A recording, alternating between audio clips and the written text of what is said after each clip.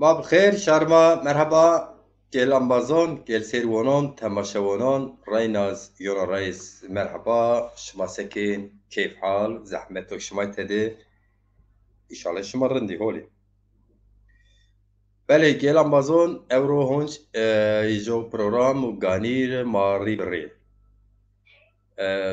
ما نو برنامج غانير وازن پیا یوبنه مشرف بکر حسکن سر وچینیش نیوز ویژنیش ده هنزارو ویسیره ده فکر و فهم şarma ez mon şeylik çalışan mon şeylik yani mon şeylik toplum çalışan mon şeylik bahs veçineyiş yani seçimken bahs vijneyiş yani honç seçim avaj TC von veçineyiş TC zazon von vijneyiş mesela mahit sarzon von vijneyiş yok yok mesela avaj yok kase sayon esat monira saya rind vijnen semed xuya saya xrab don keşt semed sobna çi ama von vijneyiş ama verroj welat ma zazon het çerbuk het siverekî bo weçîneyş ma weçîneyş mesela vaşok ma çîno yegat ma weçînên pyeser kên girze nyoz cilek ma kêra tê kotra sêsoy weçînê wê kên lindor ma eyra bon weçîneyş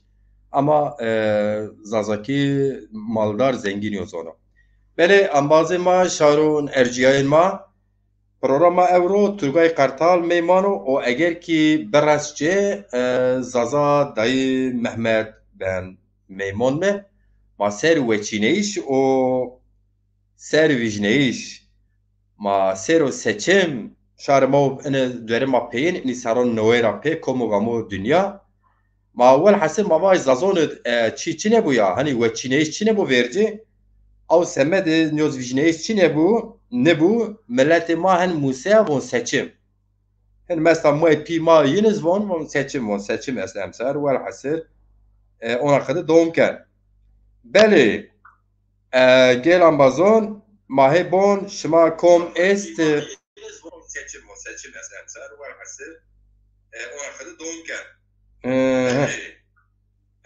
Gel Veng mit piyayen me ez ke cebra gerek şımar serbeki temaşa pek şıma kom ez komçin o semeda veng telefon birna ez nika telefon razı şıma serken çünkü ni sistem o ezat peda ser stam yort ma baş ser YouTube gani programma domken ama ambaz ma zafeyin news ma baş ki ege mi şepin onen serken programme zafeyin ان جوابین را سیرکین او سمد از مجبور موننا اتیارا پروگرام بکر شما رینا خیر مزیبو کمامه فرحات آیماز خوجا فرحات آیماز برا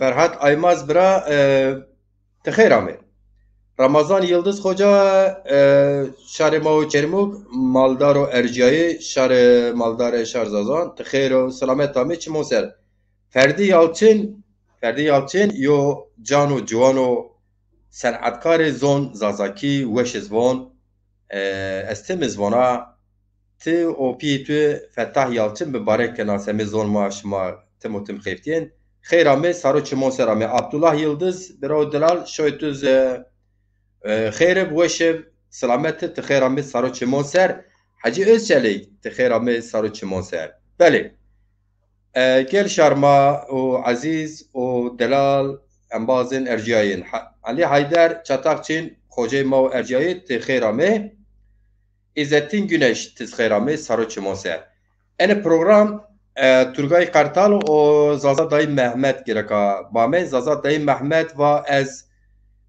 نوش است اگر که یو problem çin yapsa va ezyen riyara baz ben tor Türkiye Kartalız hanu Kazakistan'da en az hatak mako program sadece ina saat dest de şova ama mücirlin şauta hav neşken bir avuzi von çime von hasab min bin von neşken siyeriz bekir ve hasir ekberse marrir donc miere Ambazên erciyayên delalên ambazên şima komboaz awik telefonî min est komboaz program min bier reng bije ma heq vate donce ew programa Diyarbakır. Zerweş Deza Tıxerame Saro Çimon Serame Yunus Gürbüz Tıxerame Saro Çimon Serame Said Çiya Hoca Erciyayı Kadirgiran Tıxerame Saro o Ser Sarı Ser Çimon Serame. Böyle. Değerli izleyiciler, sevgili izleyiciler, yine bir akşam ve yine Zazalar kendi gündemini konuşmak istiyor. Bugün sevgili konuklarım vardı. Sevgili Turgay Tal Kazakistan'dan katılacaktı. Orada şimdi saat 12. Sorun oldu. Sorun arkadaş link bir türlü herhalde beceremedi gelsin. Bekleriz.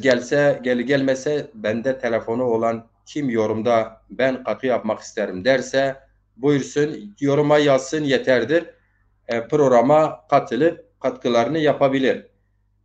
Mehmet Budan Camak Bırak Tıxerami Saro Çimonser İzzettin Güneş Şan Tüveşip Xeyr Çimonser Ahmet Koyunay Bravo Ercayı Tıxerami Saro Çimonser. Konumuz seçim. Evet. Türkiye Türk'taş maşallah bir olmaz. Ha yaptık ya. Tıxerami ya. Xeyr miyim ya? Deza delat zazaki zon ni esuma zazaki maçe sali tamam bildi de yani. Zazaki zon ama yani lehçe farkı istiyor. Yani hem anlamışken ama hani caca yöre farkı istiyor ya. Şima harpiyetre la ni? Harpiyetre madara. Maden rey sarı çimon mise.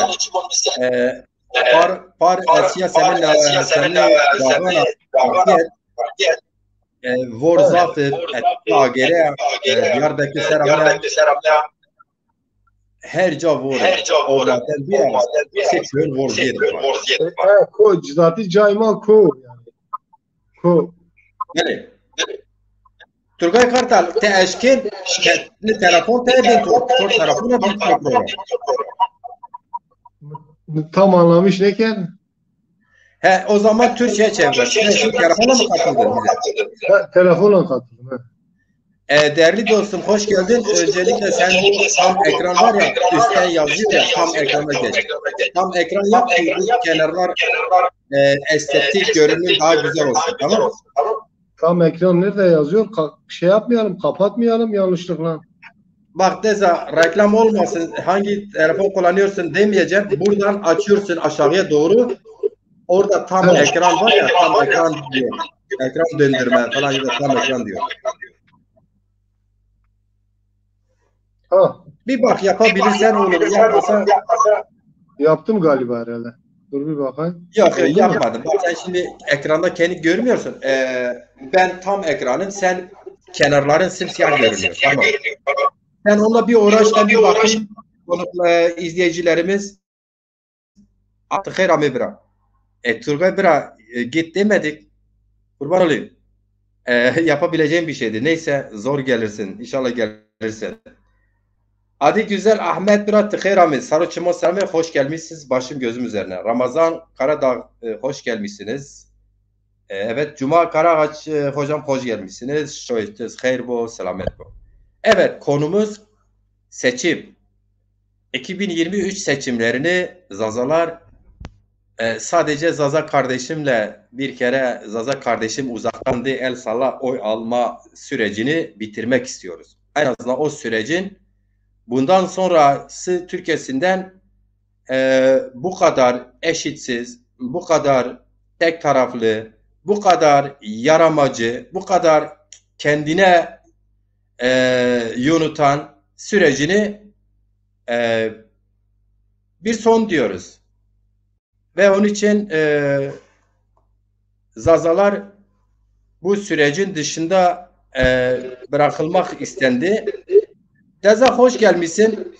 Sen böyle bak, sen o hışıntı yapan nedir, kulaklıktır, onları bir kenara bırak, yerini de sabitler, bir yerden katıl Deza. Evet. Ben giriş yaptım. Giriş yapayım, sonra söz hakkı size vereceğim. Evet, şimdi o sürece biz dur diyoruz. Bir giriş yapsam, bir giriş açısında Deza senin yanındaki geri getiriyor. Ha.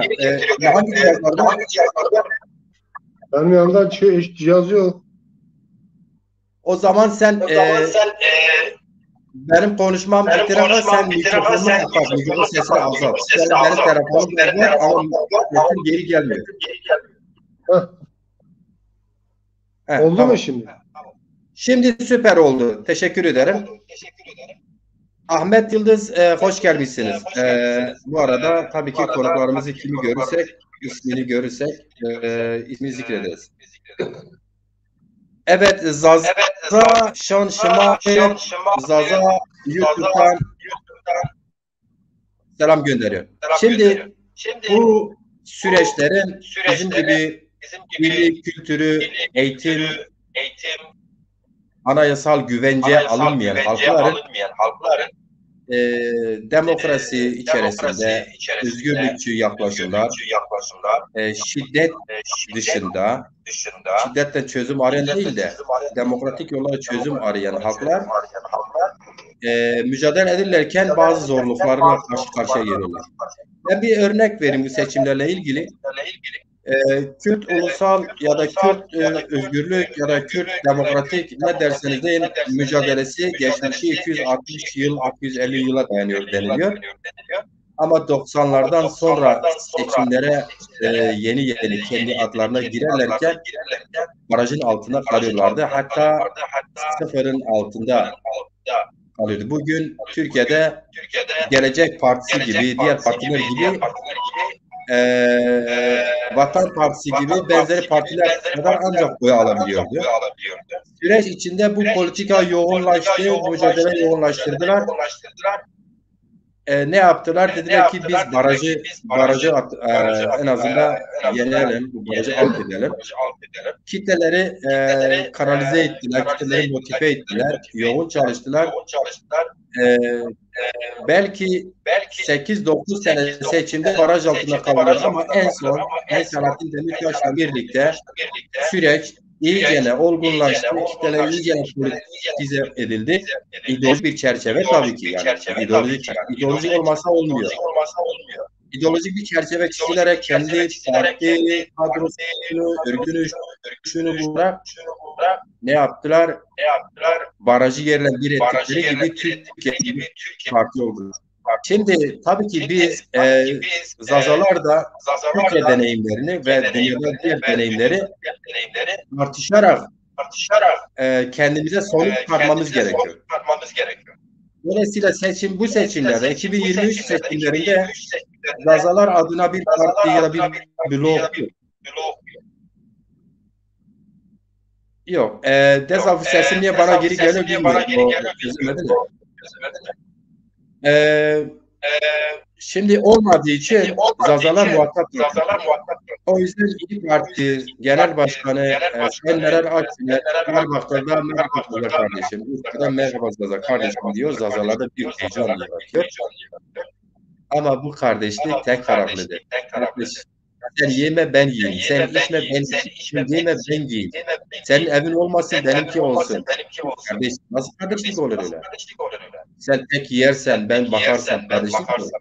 Sen tek yersen ben çıplak kalırsam ben kardeşlik olur.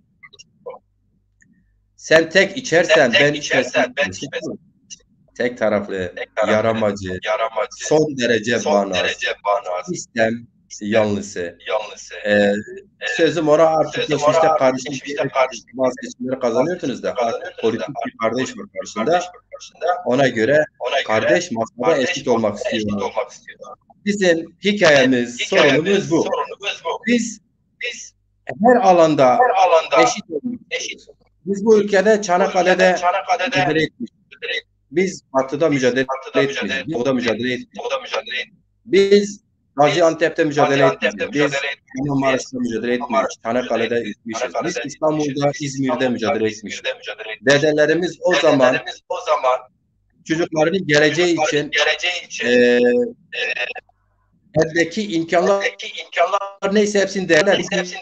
Biz onların torunları Dilimiz yasak olsun, kültürümüz görünmez olsun, tek taraflı kardeşlik olsun diye yapmadılar mücadele.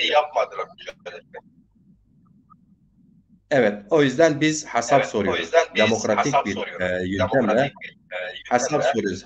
Hani nerede benim hakkım? Biz hakkımızı geri alma, anayasal güvenceye bakın. Özellikle anayasa vurgusunu yapıyorum. Biz şiddetsiz bir mücadele, demokratik bir mücadeleyle geleceğimizi bu ülkede görüyor ve ana dilimizi anayasal güvenceye ulaşması için elimizde ne görürse onu yapmak. Meclis tek taraflı, tek üstün ırkın meclisi yerine Laz'ın, Çerkez'in, Kürd'ün, Zaza'nın eşit olmasa da en azından grupların olduğu, bunların adına grup kurulan bir meclisten arz ediyoruz. Yani bir meclisten bahsediyoruz. Dolayısıyla onun için seçim süreçleri de bu konuda bir fırsat bilip gündemimizi kendimiz konuşmak istiyoruz. Evet, Sayın Kartal, sen hoş gelmişsin. Hoş bulduk Tezan. Sayın Kartal, sen az önce Elazığ Maden ilçesine bağlı köy mü yoksa ilçe merkez mi? Köy. Hangi köy? Raman, Dutpınar. Raman köyü. Raman köyü hepsi Zaza mı? Hepsi Zazadır. Bizim Kazan'ın zaten bir tek köyü Kürttür. Diğer köyler komple Zazadır. Peki ben zaten madene gittim. Defalarca gittim. Elazığ'da yine Dezapar olarak gelmiştik, mücadele vermiştik. Hakikaten ben de biraz şaşırdım. Yani ben mesela Zaza kitlesi içinde kendini Kürt olarak gören, Kırmancı olarak gören kesimler de var. Ama o Diyarbakır, Elazığ, o yamaç, dağlar, yamaçlar, yani böyle pek şehirleşmemiş, pek aslında olmamış kesimler hiçbir kendine Kürt demiyordu yani Zaza, direkt Zaza. Şimdi biz aslında konuya nereden başlayacağımızı bir netleştirsek kendi konu ne? Biz böyle bir seni heyecanını gidermek istiyorum. Başlarız. Seçimdir zaten.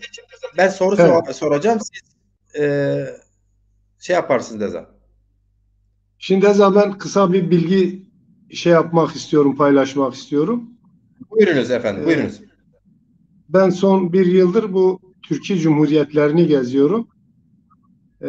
Türkiye Cumhuriyetlerinin mesela Özbek'in, Kazak'ın, Kırgız'ın, Tacik'in hepsinin kendi dilleri vardır.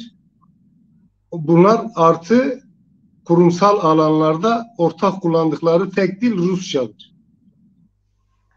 Evet. Mesela ben Kazakistan'da bir camiye gittim. Hoca cuma namazında hutbeyi önce Kazakça okudu. Kazakçayı bitirdikten sonra Rusça okudu. Anlaşılsın diye, evet. Yani tabii Rus olan Müslümanlar da vardı o esnada. Sordum tabii caminin içerisinde.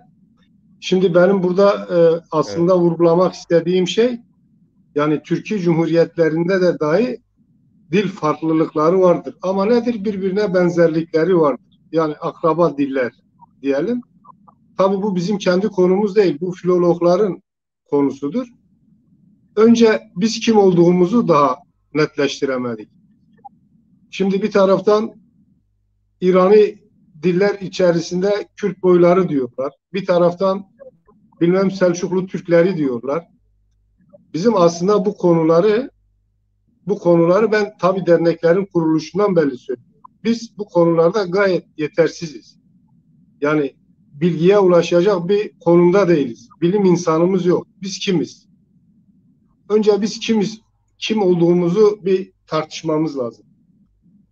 Şimdi senin de dediğin gibi Türkiye Cumhuriyeti bir devlet yapısına oturmuş bir devlettir.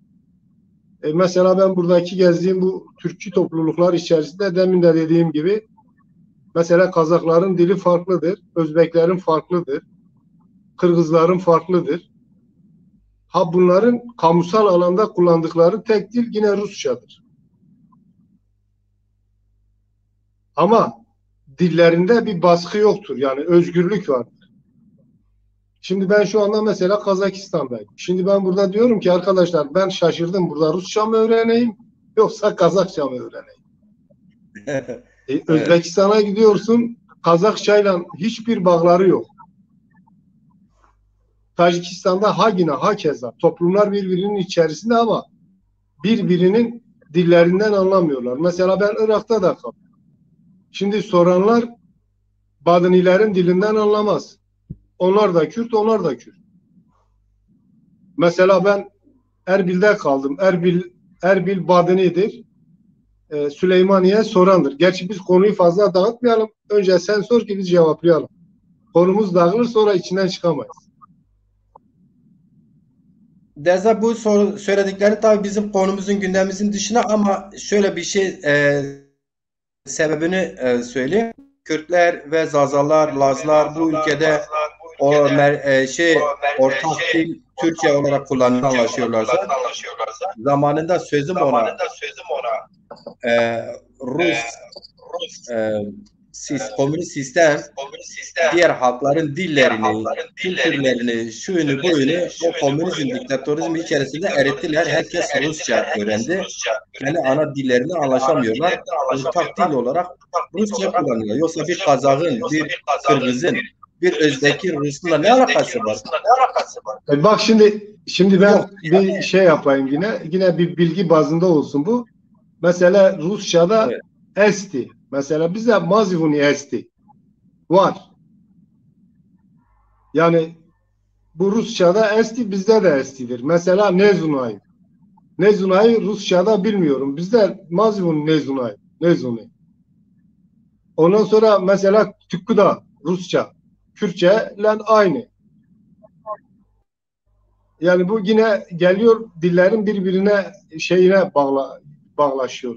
Akrabalığına. Yani acaba bazen düşünüyorsun bu es kelimesi acaba bizden mi buraya gelmiş yoksa buradan mı bize gelmiş? Çok benzer kelimeler var Rusça'da.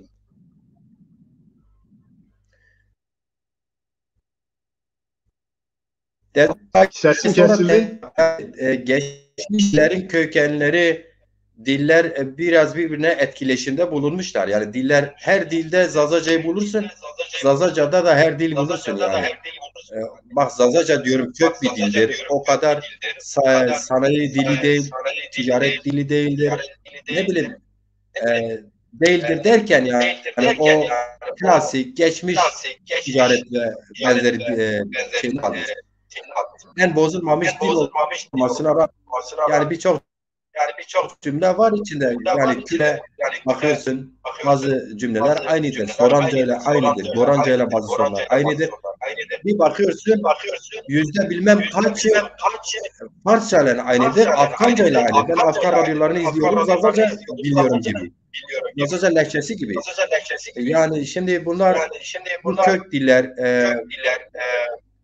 birbirine daha yakınken ama o diğer diller de birbirlerine zamanında belli savaşlar döneminde belli ticari ilişkiler çerçevesinde birbirlerine alışveriş içinde bulunmuşlar.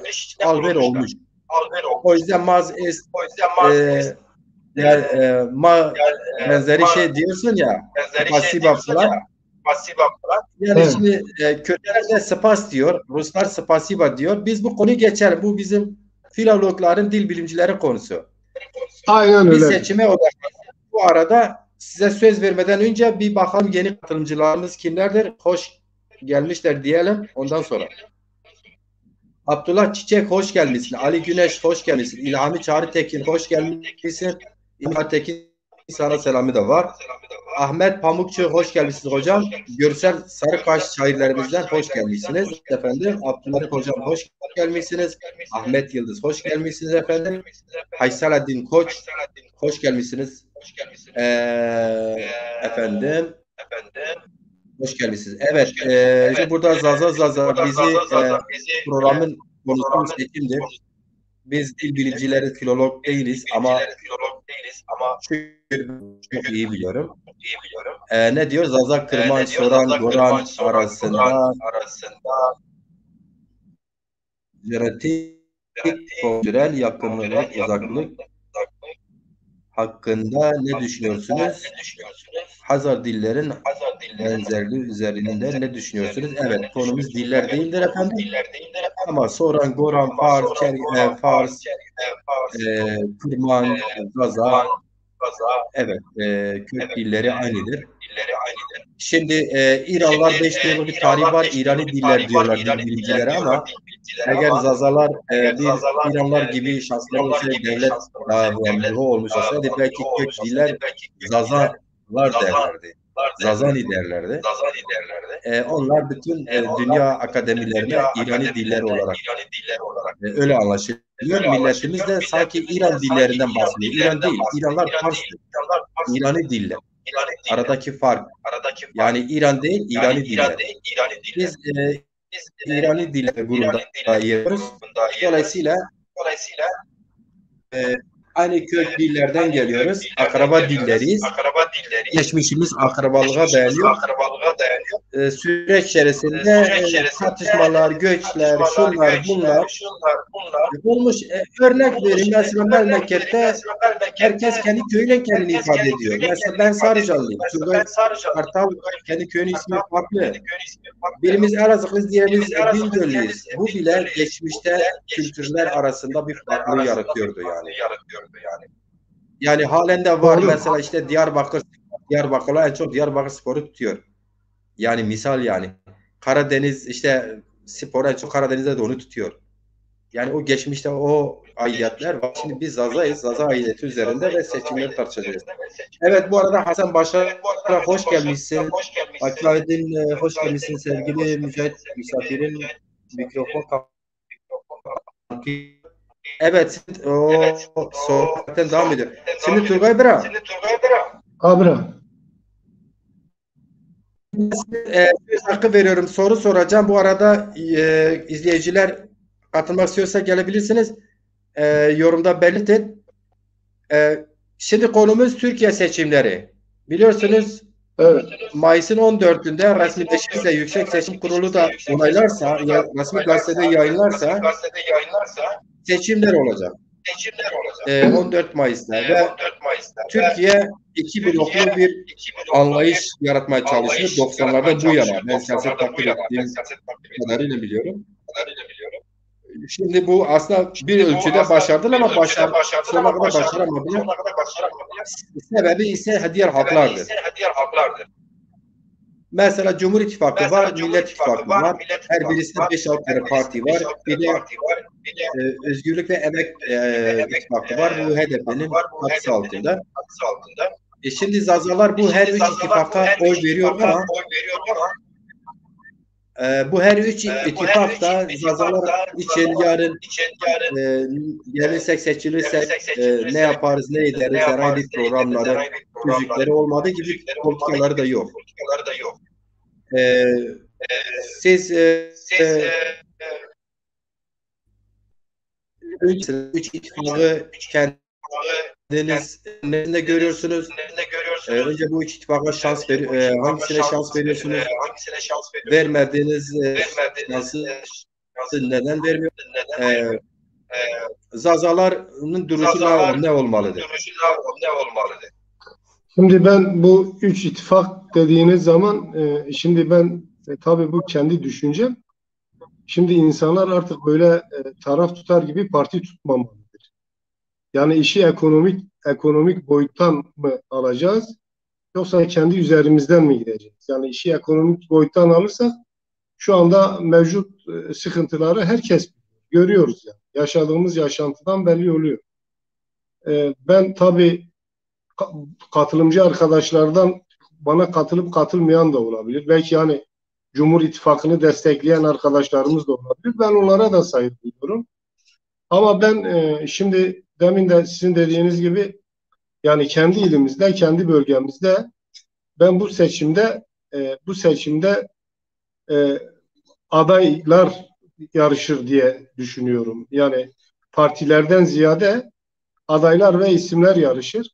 Ha şimdi bunda bizim zazalarla ilgili gelecek adayların bir bize bir faydası olur mu olmaz mı o tartışılır. Ama ben tabii bu seçimde gittiğim zaman arkadaşlarımla oturup konuşacağım.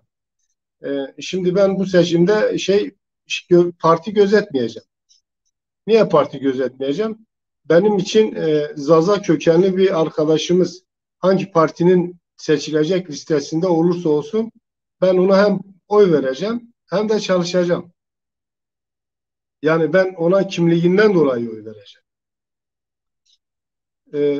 Tabii şu anda bizim kendi ilimizi söylüyorum ben. Evet. Bizim kendi Turgay arkadaş. he, Turgay hocam. dinliyorum. Ee, evet, siz dediniz ekonomik açıdan bakarsanız herkesin ortak yaşadığı sorunlar var. Ama kimlik Evet. üzerinde bakarsanız hangi partide olursa olsun kendini Zaza olarak ifade eden Zaza kökenli olarak çalışacağım dediniz. Aynen öyle. Tam da burada şu soru akla gelmez mi?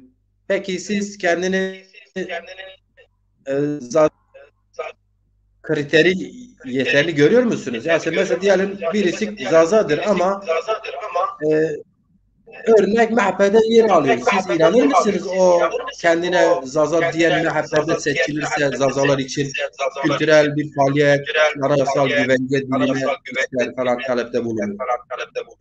Şimdi bak bunu hiçbir zaman unutmayın. Elazığ'da hiçbir zaman MHP'de birinci sıra adayı Zaza'ya vermezler.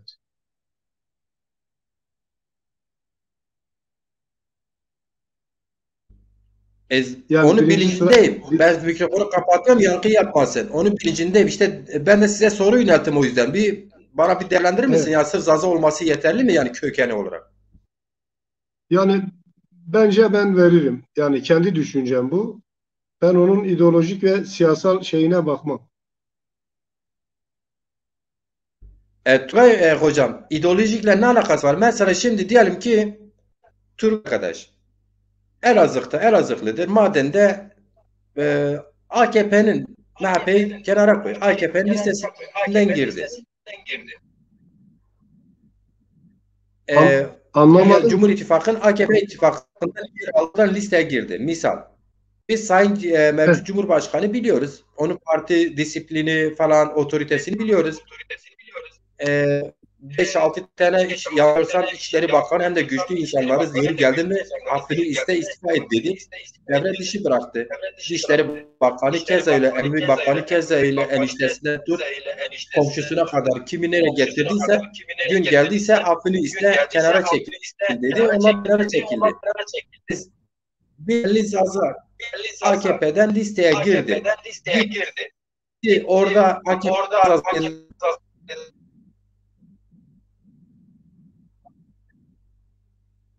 sesin kesildi. Sonunu alamadım. dedim ki Maden'de bir Turgay Kartal Maden'de AKP listesinden Ankara'ya gitmek istedim vekil olarak. Evet. Zaza'dır. Zaza kökenlidir ve Zaza'dır. AK Parti 20 yılda 5-6 tane İçişleri Bakanı, Dışişleri Bakanı, Ekonomi Bakanı değiştirdi. Yani yeri geldi mi Cumhurbaşkanı çok otorite olan bir vekile, bir bakanı bile sen affını iste kenara çekil demiştir. Madenli Turgay Kartal, Maden'de Zaza kökenli olarak meclise gitsin AKP listesinde Zazaları temsil edebilir mi Ankara'da? Onu söylüyorum. Yani şimdi ben bak yine demin dediğimiz gibi benim için önce onun temsiliyet şeyi önemli değil. Yani yıllardır ama öyle ama böyle partilere oy veriyoruz. Yani bir kısım Zaza doğru yola, bir kısım Zaza götürüyor Saadet Partisi'ne, bir kısım bilmem yani böyle farklı farklı partilere oy veriyor. Ama ben bunu yine öyle vurgulayarak söylüyorum. Ben bu seçimde bakacağım seçilebilecek yerde kim varsa götürüp oyumu ona vereceğim. Yani partiye bakmayacağım. Yani benim artık Burada daha bu saatten hedeflediğin sonra hedefin ne yani? yani bu benim de bir nevi ırkçılık. Öyle kabul edelim. Yani milliyetçilik kabul edelim. Irkçılık Irkçılık, diyelim. ırkçılık değildir ki o hocam. E, Yani buyurunuz. Yani mesela he, ırkçılık nedir? Ki bir yerde kültürel olarak, askeri olarak, ekonomik olarak, yönetsel olarak hakimsin. Yani bugünkü bizim egemenlerimiz gibi. Kimliğin hakim, her yönüyle sen hakimsin. Dilin de hakim. Bütün yöneticiler arasında senin elinde, üstüne sen o dili, ırkı üstün bir ırk olarak sürekli dayatırsa diğer hakları bu ırkçılık olur. Ama senin dilin, kültürün, geleneklerin, tarihin inkar edilir, bir okulda bahsedilmiyor, öğretilmesine fırsat vermiyorsan buna karşı çıkan insanın yaptığı ırkçılık olmuyor ki. O özgürlük olur. yani ben bu sefer bu kriterlere bakacağım. Yani ille de ben falan partiye götürüp oy vereceğim diye bir şey yok. Anladım. Yani Peki ben anladım da.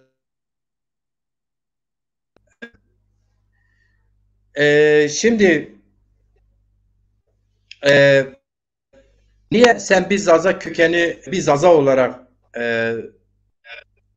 böyle yapıyorsun? Sebep ne? ya şimdi biz bunu bir türlü başaramadık işte. Bak mesela diyelim ki İlhami Başkan Gül mesela sizler bir Dezapar diye bir parti kuruldu.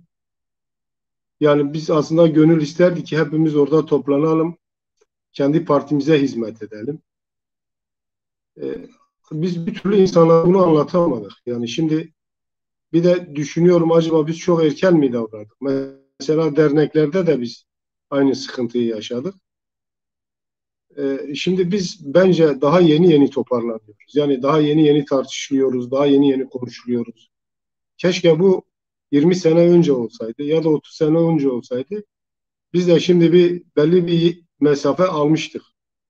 Şimdi bak biz derneklerin kuruluşunda ilk kuruluşundan belli vardım ben. Bu derneklerde sıkıntı yaşanmaya başladı. İş ranta döndü. Şimdi parti kuruldu. Partiye bir gittik, bir gitmedik. Yani bir insanları bir araya getirmesini bir türlü başaramadık. Herkes birbirini eleştirdi. Öyle dışarıda kaldık. Ama şimdi ben düşünüyorum olsun bu neticede bir başlangıçtır. İleride yani belki bizden sonra gelen nesil kendi varlığını bu ülkede ispatlar diye düşünüyorum. Onun için şimdi o el mahkumdur diye bir tabir vardır. Biz neticede mecbur götüreceğiz, herhangi bir partiye oyumuzu vereceğiz. Ben de bu herhangi bir parti içerisinde bakacağım bizim kendi insanımızdan hangisi seçilebilecek yerdeyse götürüp oyumu ona vereceğim.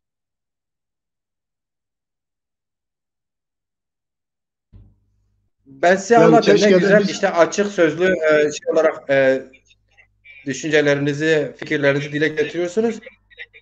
E, bu özellikle mesela derneklerden, partiden falan bahsettik, kurumlar bahsettik. E, Yetersiz gördün falan ya da işte yersiz yere birbirini ötekileştirdiler falan eleştiri yapıyorsun. Ama şu da var, biz de bazı noktalarda bireyler olarak biz de sorumluluklarımızı aslında yeterince yerine getirmiyor duyarlı olanlar. doğru Ee, söylüyorsun. Bizim konumuz Katılıyorum. tabii ki Zazalar. Yani şu A, B partisi Zazalar içindeki kurumlar değil. Yani biz onu tabii ki gerekirse ona özel de konuşuyoruz. Yani eleştirimizi yaparız. Partiye, derneklere ne varsa yapalım. Yeter ki eleştiri yapıcı olsun. Yani düşündürsün karşıyı. O grup, dernektir ya da partidir. Gerçekten dostane hani yapıcı eleştiri olsun. Eleştirimizi yapalım tabii ki. Yani kimse bizim eleştiri hakkımızı elimizden alamaz. Hele hele bir halk adına hareket edenler halkın eleştirilerini dikkate almak durumunda. Dikkate almayanlar zaten zamanla yok olup gidecekler. E, Evet. Şimdi de o yankı işini çözemedin de sen mikrofonu istersen kapat. Çok güzel. Şimdi sesim size geliyor tabii ki. E, peki Deza, yani bu ne zamana kadar böyle sürer? Yani mesela şimdi biz Zaza kökenli hangi partide olursa olsun seçilebilecek listedeyse ben orayı desteklerim dediğinizde ya da 7 yılda bir, 5 yılda bir Cumhurbaşkanlığı seçimi oluyor, parlamento seçimi oluyor. Seçime de biri var. Desteklediğimiz zaman bu biraz Zaza kökenli üzerinde bireysel çıkar grupların öne çıkmasına vermiş olmuyor muyuz? Doğru söylüyorsun. Şimdi ben tabii bu kendi fikrim. Orada bizi dinleyen katılımcı arkadaşlar da muhakkak dinliyorlar. Şimdi bizim önce bu Zaza Par'ı bir şey yapmamız lazım. Yani güzel bir şekliyle ele almamız lazım. Ben Dilaver Bey'i eleştirmiyorum. Burada yanlış anlaşılmasın. Bize güzel bir genel başkan bulunursa bu ileriki dönemlerde hani belki parlamenter sisteme Türkiye Cumhuriyeti'nin geçme durumu çok yüksek. Parlamenter sisteme geçerlerse eğer baraj %5'lere falan düşerse ben o zaman öyle tahmin ediyorum, böyle biz de bir ittifakla meclise girebiliriz. Yani. Sıkıntı olmaz. Ama önce bizim Zaza Par'ı güçlendirmemiz lazım. O da nasıl olur? Yani ben Dilaver Bey'in affına sığınarak söylüyorum. Beni sakın yanlış anlamasın. Ben kendisiyle oturup konuştum da. Yani iyi bir insan, dürüst bir insan ama benim kendisinde gördüğüm cesur bir insan. Yani özverili bir insan. Ama bizim topluma biraz yani mezhepsel konuda eleştiri yapmıyor. Ben yanlış anlaşılmasın. Yani benim için bir Zaza Alevi de aynıdır. Sunni Alevi de aynıdır. Hiç şey yoktur. Ama biz daha böyle ulusal bazda politikaları üretecek, insanlara daha böyle ışık saçacak bir tane genel başkan bulursak, akademik kariyeri yüksek bir insan bulursak, ben eminim ki biz bir dahaki seçime kadar iyi bir şekilde toparlanırız. Yani ben buna inanıyorum. Yani biz Deza, tabii ki Zazalar örgütlenmede yenidir. Bu genel başkanlara, partilere, dernekleri her şey yani bin yılların yükünü yüklersek sırf onu getirerek bazıların işte pandemi sürecidir, çıkamadık, açılamadık, şeyler geçilmez. Ama şu bir gerçek. Süreç yenidir Zazalarda. Yeni olduğu için de zorlukları var. Maddi, manevi, örgütsel, kadrosal zorlukları var. Bu siz de olabilirsiniz. Siz diyelim ki Dezapar'ın genel başkanı olabilirsiniz. Sizin kendi yeteneklerinizden daha fazla yetenekler katma şansınız yok. Siz neyseniz odur. Sizin akademik kariyeriniz olsa da bir şey değiştirmez. Yani siz dil bilimci olsanız da bir şey değişmez. Siz siyasal bilimlerden mezun olsanız da bir şey değişmez. Ki Türkiye tarihini biliyoruz biz. Emre Cumhurbaşkanı oldu, köylü biriydi. Yani köylü kökenli biriydi. Belki okudu. Sayın Ecevit ortaokul sanırım lise mezunuydu. Yani bunlar hiçbiri akademik değil. Sayın Recep Tayyip Erdoğan'ın üniversiteli midir değil midir tartışılıyor. Sayın Selahattin Demirtaş dedi ki ya sen üniversiteliyim diyorsun da arkadaşım 2 tane üniversiteli arkadaşım çıkıp da demiyor biz beraber okuduk. Doğru söylüyor. Biz beraber falan üniversitedeydik. Yani demek istedi ki sen üniversiteye gitmemişsin bile. Ama üniversiteye gitmeyen biri demek ki lise mezunuyla fazla Türkiye Cumhurbaşkanlığını yapıyor değil mi? Yine başbakanlık yapıyorlar. Birçok ülkeden büyük olan, nüfusu geniş olan, sorunları büyük olan bir ilde de belediye başkanlığı yaptı başarılı. Yine aslında başarı ölçütü üniversite mezuniyeti diplomasıyla akademi olmayla ölçülmez. Yani mesela şimdi bazı noktalarda katılmıyorum. Şöyle katılmıyorum. Mesela dini argümanlar, dini tarihlerde haberleri çok Bir dakika ben geliyorum. Bir dakika. hakkını kabul etmeyi bir şey kabul etmiyorum ama peygamber olmuşlar Deza. Yani şimdi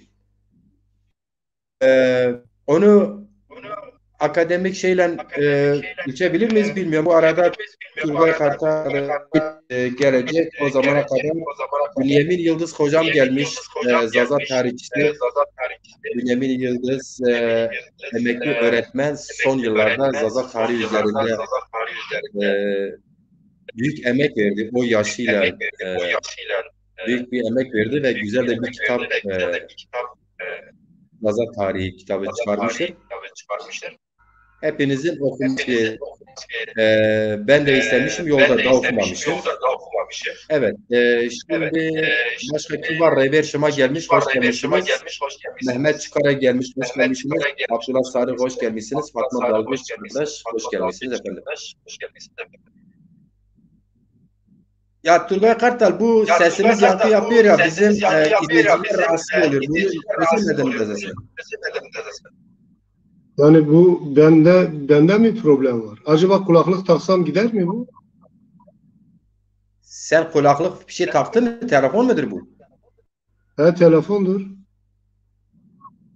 Yani herhangi bir şey takılı var mı? Parazit yapan şey var mı? Yok.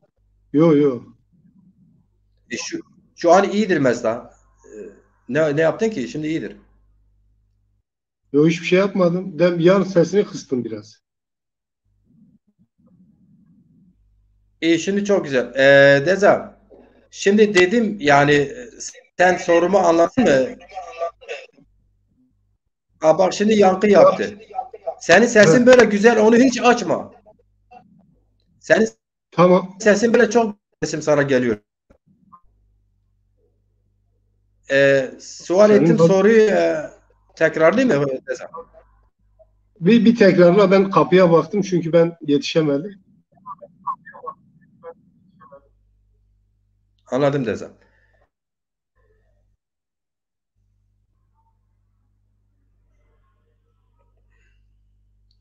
Şimdi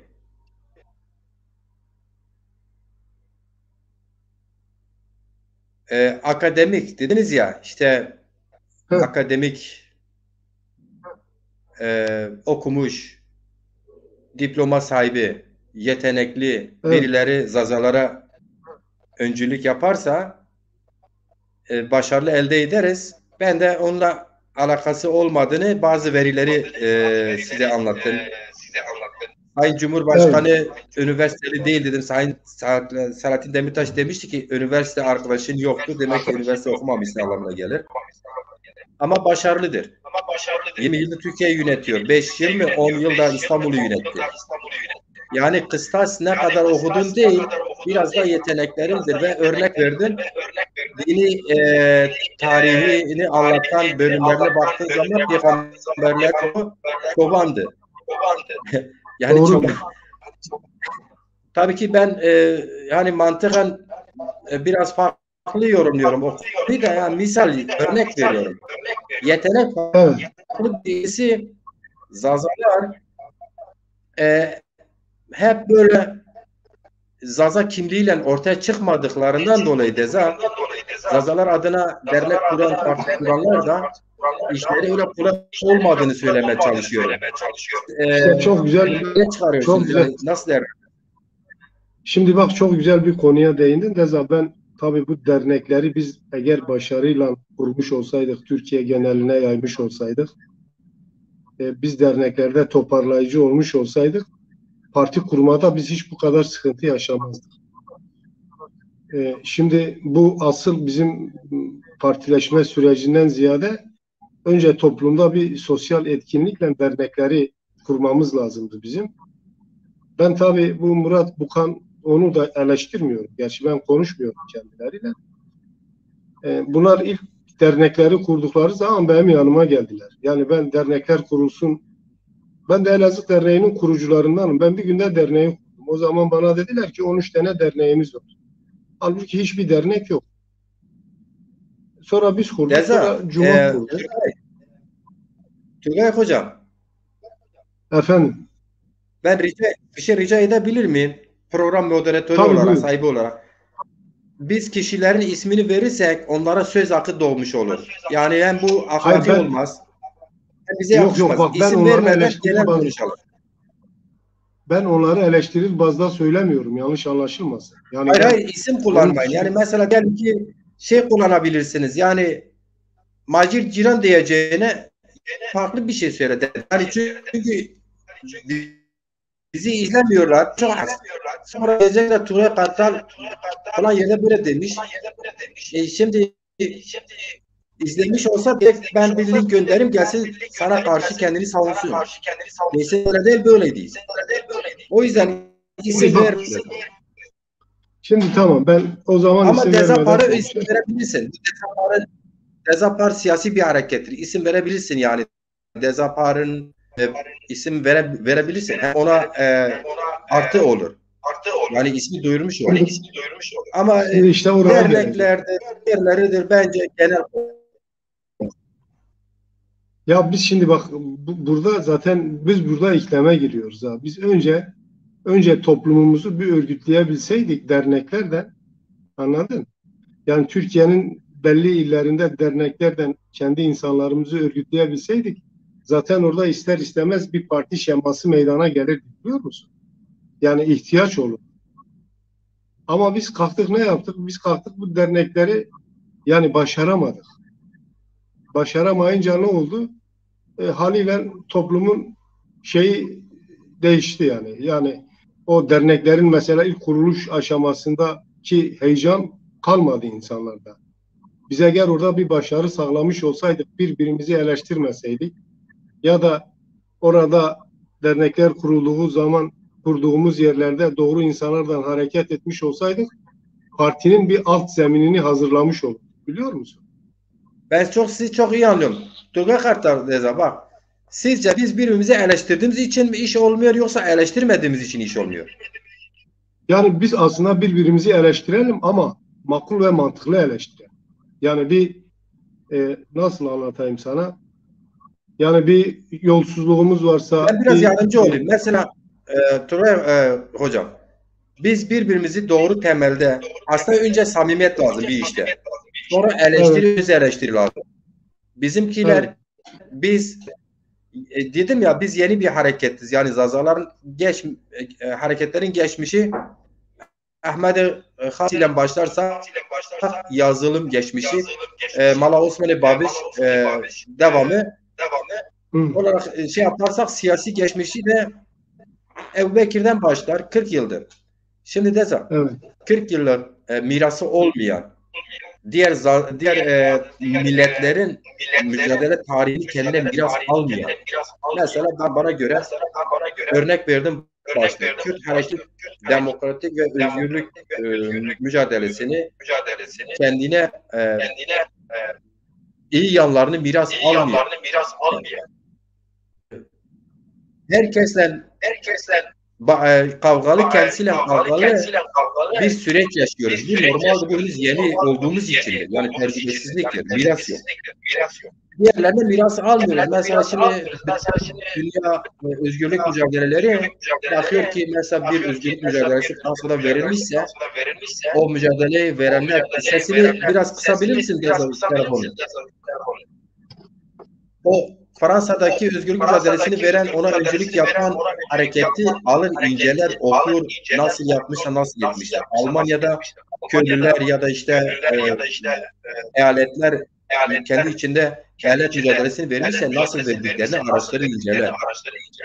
Devrimler nasıl olmuş onu inceler. Dinler nasıl başarıya gitti onu inceler kendine ders çıkarır. Şimdi bizimki öyle değil. Eleştiri bizim tecrübeden dolayı daha çok bireysel ego, hırs Doğru.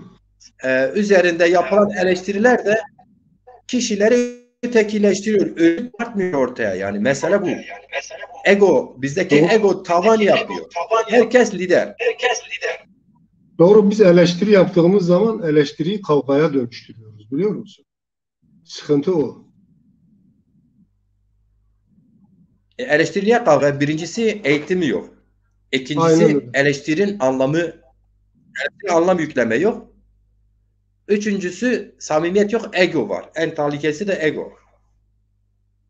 Aynen öyle. Yani şimdi ben Misal ben tabii sana bir örnek vereyim. Neza, Neza. Bir örnek vereyim. Gagan TV Macir Ciron kurdu değil mi? evet, Gagan TV eğer ki bir Zaza TV olursa, kurucusu kim olursa olsun, o genel toplumun hizmetinde bir TV ise herkes sahip çıkar. aynen öyle. Ama diyelim ki Macir Ciron öncülük yaptığı, kurulan bir Gagan TV zordur, kurması zor ya. Maddi, manevi, örgütsel imkanlarla olabilir.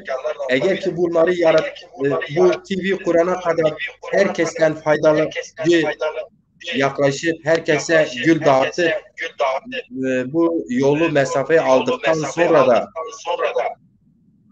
e, bu TV'yi alıp Macir Ciron kimliğine çevirdiği zaman herkes yavaş yavaş mesafesini koyar. Doğru.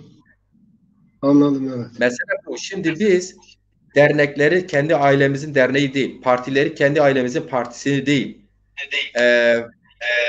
Yani genel konuşuyorum. Eğer ki biz böyle yaklaştığımız zaman yani halkımızın geleceği, gelecek nesillere destek kurulları olarak çalışıp yerindeki eleştiriye de tahammül ederiz. Evet. Velev ki ön yargılı da olsa, ön yargılı yanları da olsa onu kendimize rehber alır, üzerinde yürürüz, hedeflerimize de başarılı oluruz. Ama eğer samimi değilsek, o kültür bizde yoksa, kimimiz kendimize, ailemize, içimize bir alan açmak için yapıyorsa, biraz önce senin söylediğin gibi gideriz, Zaza kökenli biri, MHP'de ise ona oy veririz. Kim niye meclise gitsin? Meclise gitse bana ne yapar? Bir sürü Zaza var mecliste. Ben bir sürü benim kökenimde Zaza var. Ben ne yapacağım onu? Doğru. Doğru. Yani o ders lazım. Bu arada müsaadenle Yılmaz Avaras hocam gelmiş. Hoş gelmişsiniz. Cengiz Kirli hoş gelmişsiniz. Ali Mahmutoğlu hoş gelmişsiniz. Sabri Pamukçu sanırım söylemiştiniz. ZTV Haber hoş gelmişsiniz. Bakın. Biz tabii ki gündemimizi yaratmak için özellikle bize dayatılan gündemi reddediyoruz. Bize dayatılan gündem Cumhur İttifakı'dır, Millet İttifakı'dır. Ve Özgürlük ve Emek İttifakı'dır. Bu üç ittifakta kendimizi görmüyoruz. Yapıcı bir şekilde mantığın aklıyla bunları bizi tanıyana kadar biz onları eleştiririz. Dolayısıyla bizi tanımayana bizim tanımadığımız birinin yanına gidip çay kahve içmeyiz. Doğru mu? Doğrudur. Aynen öyle. İçmememiz lazım. Mesela şimdi ben burada yaşıyorum. Büyük şehirdir. Herkesin yanına gidip çay içmiyorum. Çünkü tanımıyorum adam diyecek sen kimsin? Ama ya kahve olur gidip paramla olur. Açsa gider paramla yemeğini yerim. Ama böyle Doğru. yani ne bileyim herkesin yanına gidip çay kahve yemek yenir mi? Olmaz. Bu da öyle bir şey. Doğru. Bizi tanımayanı biz de bizi tanıyana kadar mücadele etmemiz lazım dedim. Evet. O yüzden şimdi mevcut Cumhurbaşkanı seçimi sisteminde bir Cumhurbaşkanı adayı ortaya çıkması için de 100.000 imza gerekiyor. Aynen öyle. Dolayısıyla biz niye böyle bir arayış içine girmeyelim? Birincisi bu. İkincisi bu seçim sürecinde böyle arayışa girdiğimiz zaman şöyle bir arayış var onu söylemeye çalışıyorum. Epey de olgunlaştı. Onu da söyleyeyim. Çok yakında da o olgunlaşma zirve yapar. Dolayısıyla biz niye kendi gündemimizi oluşturmayalım? Mesela ben örnek vereyim. Millet İttifakı'nın biraz o şeyin sesini kısabilir misin Deza? Kısmışım. Yani cihazı. Heh. Şimdi Millet İttifakı Cumhurbaşkanı adayını ayın 13'ünde diyelim belirledi. Heh. Sen ondan sonra Türkiye'yi bir izle. bilinçli bir şekilde bu iki ittifak birbirine atar tutar. Biz Zazalar, ezilenler, emekçiler arada buna ya ona ya ona yapışır, kendimizi kandırırız ve hırs yaparız. Apolitik olanlarımız yersiz yere gider ya Cumhur İttifakı'na ya Millet İttifakı'na ya diğer emekçi ezilenlerimizle gidip Özgürlük ve Emek İttifakı'na oy verecek.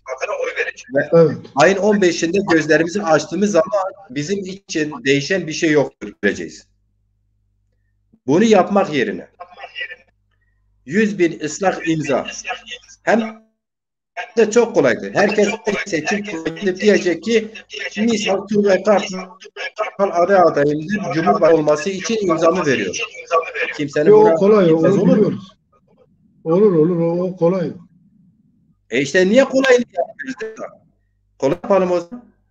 Aslında en zor iştir. Çünkü biz örgütsüzüz. Ama en kolay iştir. Çünkü niye? Zamanıdır. Yani tam zamanıdır. Bak en zor iştir. Ekonomik yanı vardır. Onun işte 100.000 imza yanı öyle kolaydır dedim. Ağzımıza çıktığı gibi kolay değil. En zor iştir. Sen çıkıyorsun ve diyorsun ki Türkiye Cumhuriyeti'nin Cumhurbaşkanı adayı falan kes. Bu aday da kendine bir program hazırlar. Bu ülkede seçilirse siyasetini yapar. Kürt'ü, Zaza'yı, Laz'ı temsil edecek. Türk'ü, Abaza'yı, Pamuk'u en azından en çoğunluğa kadar herkesi temsil edecek bir cumhurbaşkanı profiliyim. Der siyasetini belirler. Sen gör o zaman senin ulusal basının yazılı da görseli de hepsi seni görmeye zorunda. Çünkü bir oyla Cumhurbaşkanı kaybetme şeyi var, riski var. Bir oyla kazanma artısı var. Ses yankı yaratıyor. Deza sen onu halledemedin valla. Şimdi o zaman ne yapıyoruz Deza? Kendi gündemimizi oluşturuyoruz. Deza biz paylaşımda yaptığım gibi sen görmemişsin. Herhalde senin engelin var. Top olmak istemiyoruz. Sahip ezeriz. Sahada topsak herkesin her oyuncunun ayağına geldiğimiz zaman bizi vurur gol atmak için bize. Dolayısıyla biz sahada forvet ve oyuncu almak istiyoruz. Kaleye gol atmak istiyoruz. O süreçte kendine güvenen o süreçte kendine güvenmeyen bahanesi gerekçesi fazla olur. Şimdi var mı evet, öyle bir biz kendimize çıkacak? artık diyoruz güvenelim. Var mı öyle Deza yani mesela çıkacak? Deza biz tartışalım en azından. Tartışalım. Biz kendimizi tartışmıyoruz. Hep başka tartışıyoruz. Tartışalım. Çıkar mı çıkmaz mı göreceğiz. Ya çıkarsa hay başka göz üstüne gider çalışır imza toplarız.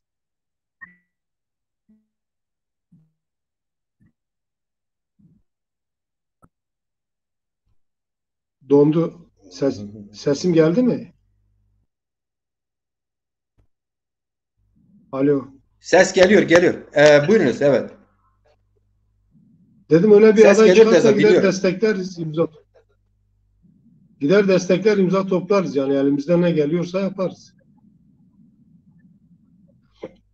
Yani sen diyorsun Deza güneş çıkarsa hepimizin üşürsek kendimizi güneşe veririz. Güneşin çıkması için bir engel varsa o engeli ortadan kaldıralım. Sen bu konuda fikrin yok mu? Yani şimdi Deza bak sen diyorsun ki hani belki çıkacak bir arkadaşımız varsa eğer ona 100.000 imza lazımsa ben gider elimden geleni yaparım. Elazığ'a giderim ben. Mesela ben hiç tereddütsüz giderim. Deza seni Elazığ'a gitmene gerek yok. Şöyle bir şey. Öyle bir çalışma olması lazım diyoruz. Ben dedim tamam ki o zaman. Yani böyle sürprizler açık olmak lazım ama öyle bir çalışma hem çok kolaydır. Şöyle herkes, her yurtsever, her kendi aileden, kendi çevresini Yüksek Seçim Kurulu'na gönderir. 5 gün içinde 100.000 imza verilip Zazalar adına siyaset yapabilecek, demokratik mücadelede yer alacak, gösterecek da gidecek. Biz konuşulmuş oluruz. Bir anda 100.000 oyla Türkiye'de bir ittifak gibi gündeme geliriz. Yani bir ittifak gibi. Çok önemli. Niye biliyoruz? Çok önemli. Bir oy artık iktidardır. Bir oy. Baraj %7'dir ama aslında baraj %1'dir. Bakınız bugün Sayın Cumhurbaşkanı Recep Tayyip Erdoğan Hüdapar'la görüşüyorsa gelebilecek, Hüdapar geçmiş dönemde 300 oy almıştı ülke genelinde. 300 oy önemi artık çoktur. Yani 300 oy sanki 3 milyon oy gibi önemlidir artık. 300 bin oy. Pardon, şimdi Hüdapar 160.000 oy almıştı. 160.000 oy büyük bir şey vaat ediyor artık Türkiye'de, biliyorsun.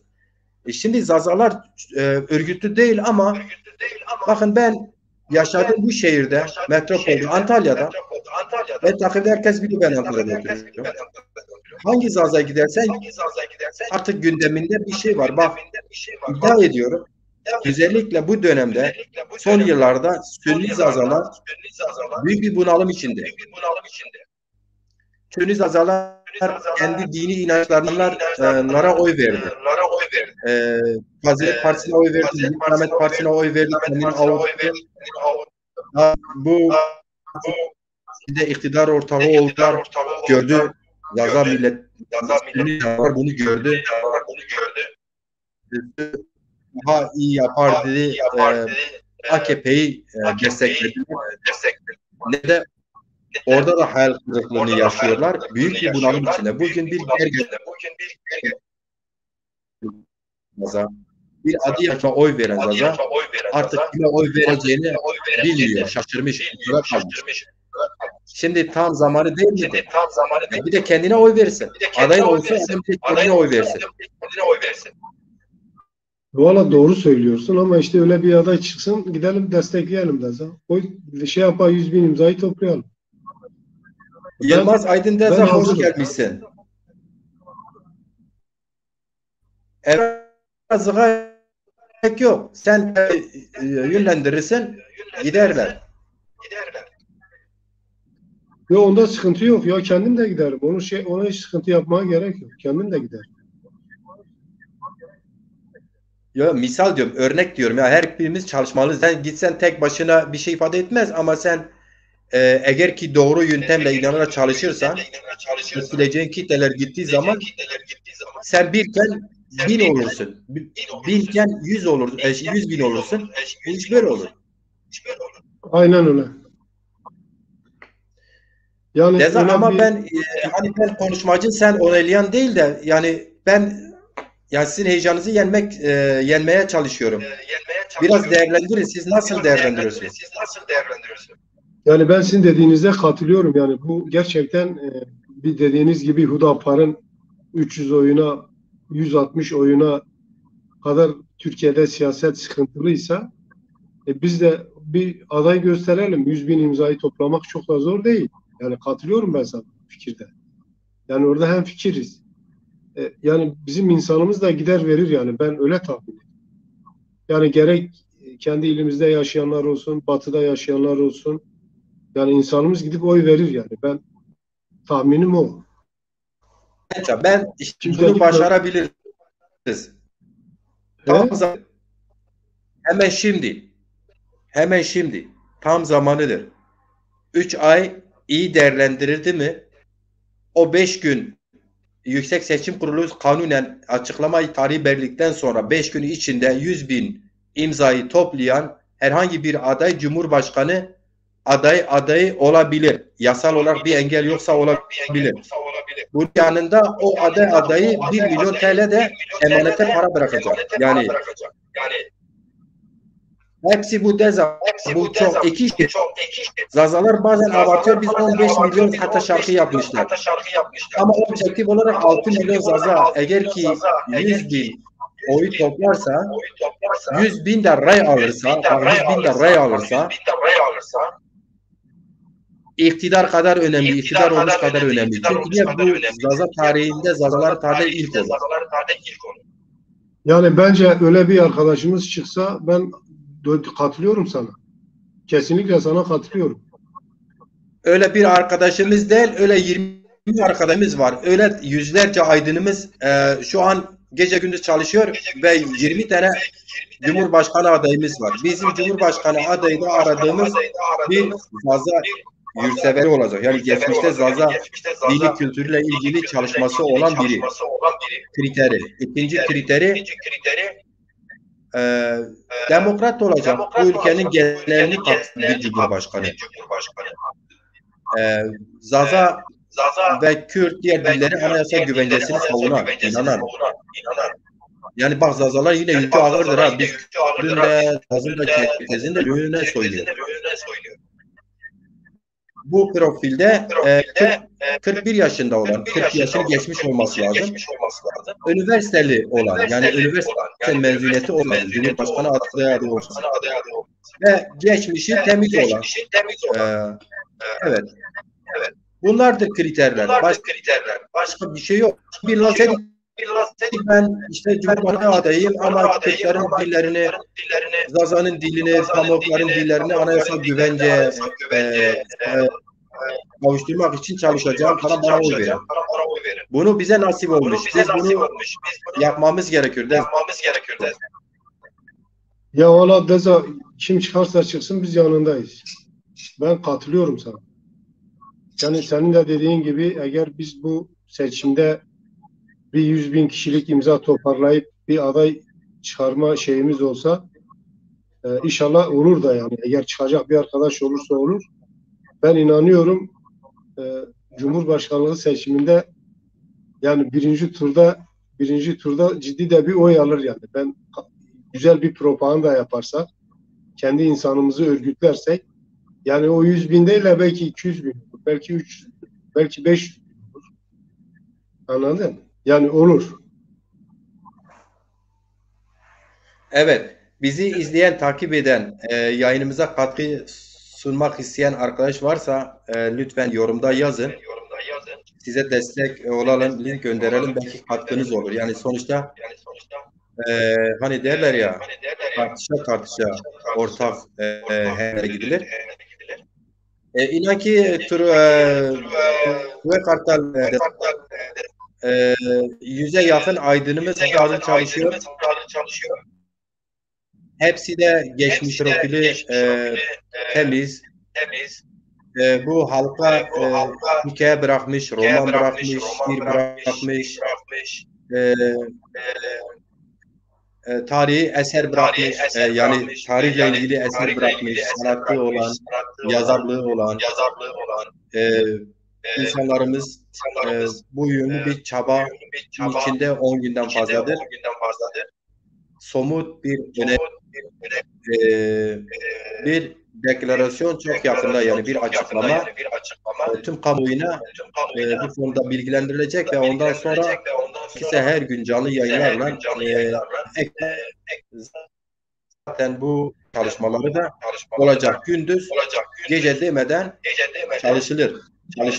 Deza, ben bir şey sorabilir miyim? Tabii. Alo. Şimdi bu imza toplama şeyiyle ilgili. Şimdi bu sadece ilde mi oluyor yoksa ilçelerde de oluyor mu? Mesela diyelim ki Maden'de, Palu'da, Karakoçan'da, Kovancılar'da da toplayabiliyor muyuz? Yoksa sadece il merkezinde mi topluyoruz? Deza, tabii ki biz şimdi o inisiyatifin açıklamasını duyduktan sonra biz bunları her gün periyodik olarak her gün böyle canlı yayınlarla bildireceğiz. Onlarca canlı yayınlarla. Birincisi şu. Bütün ilçelerde yüksek seçim kurulu var. Yani onlara gidip imza toplanabilir değil mi? Aynen. Yani Turgay Kartal diyelim ki Maden'de oturuyor, gider Yüksek Seçim Kurulu'na, der ki ben Macit Ciran Cumhurbaşkanı adayım oluyor. Bu kadar basit. Tamam. Yani öyle imza kampanyası klasik anlayışa gelmiş, alışa gelmiş sokakta falan kurulmuyor. Kağıt alıp esnaflar gezilmiyor. İnsanlar kendi öz iradesiyle gider Yüksek Seçim Kurulu. Evet.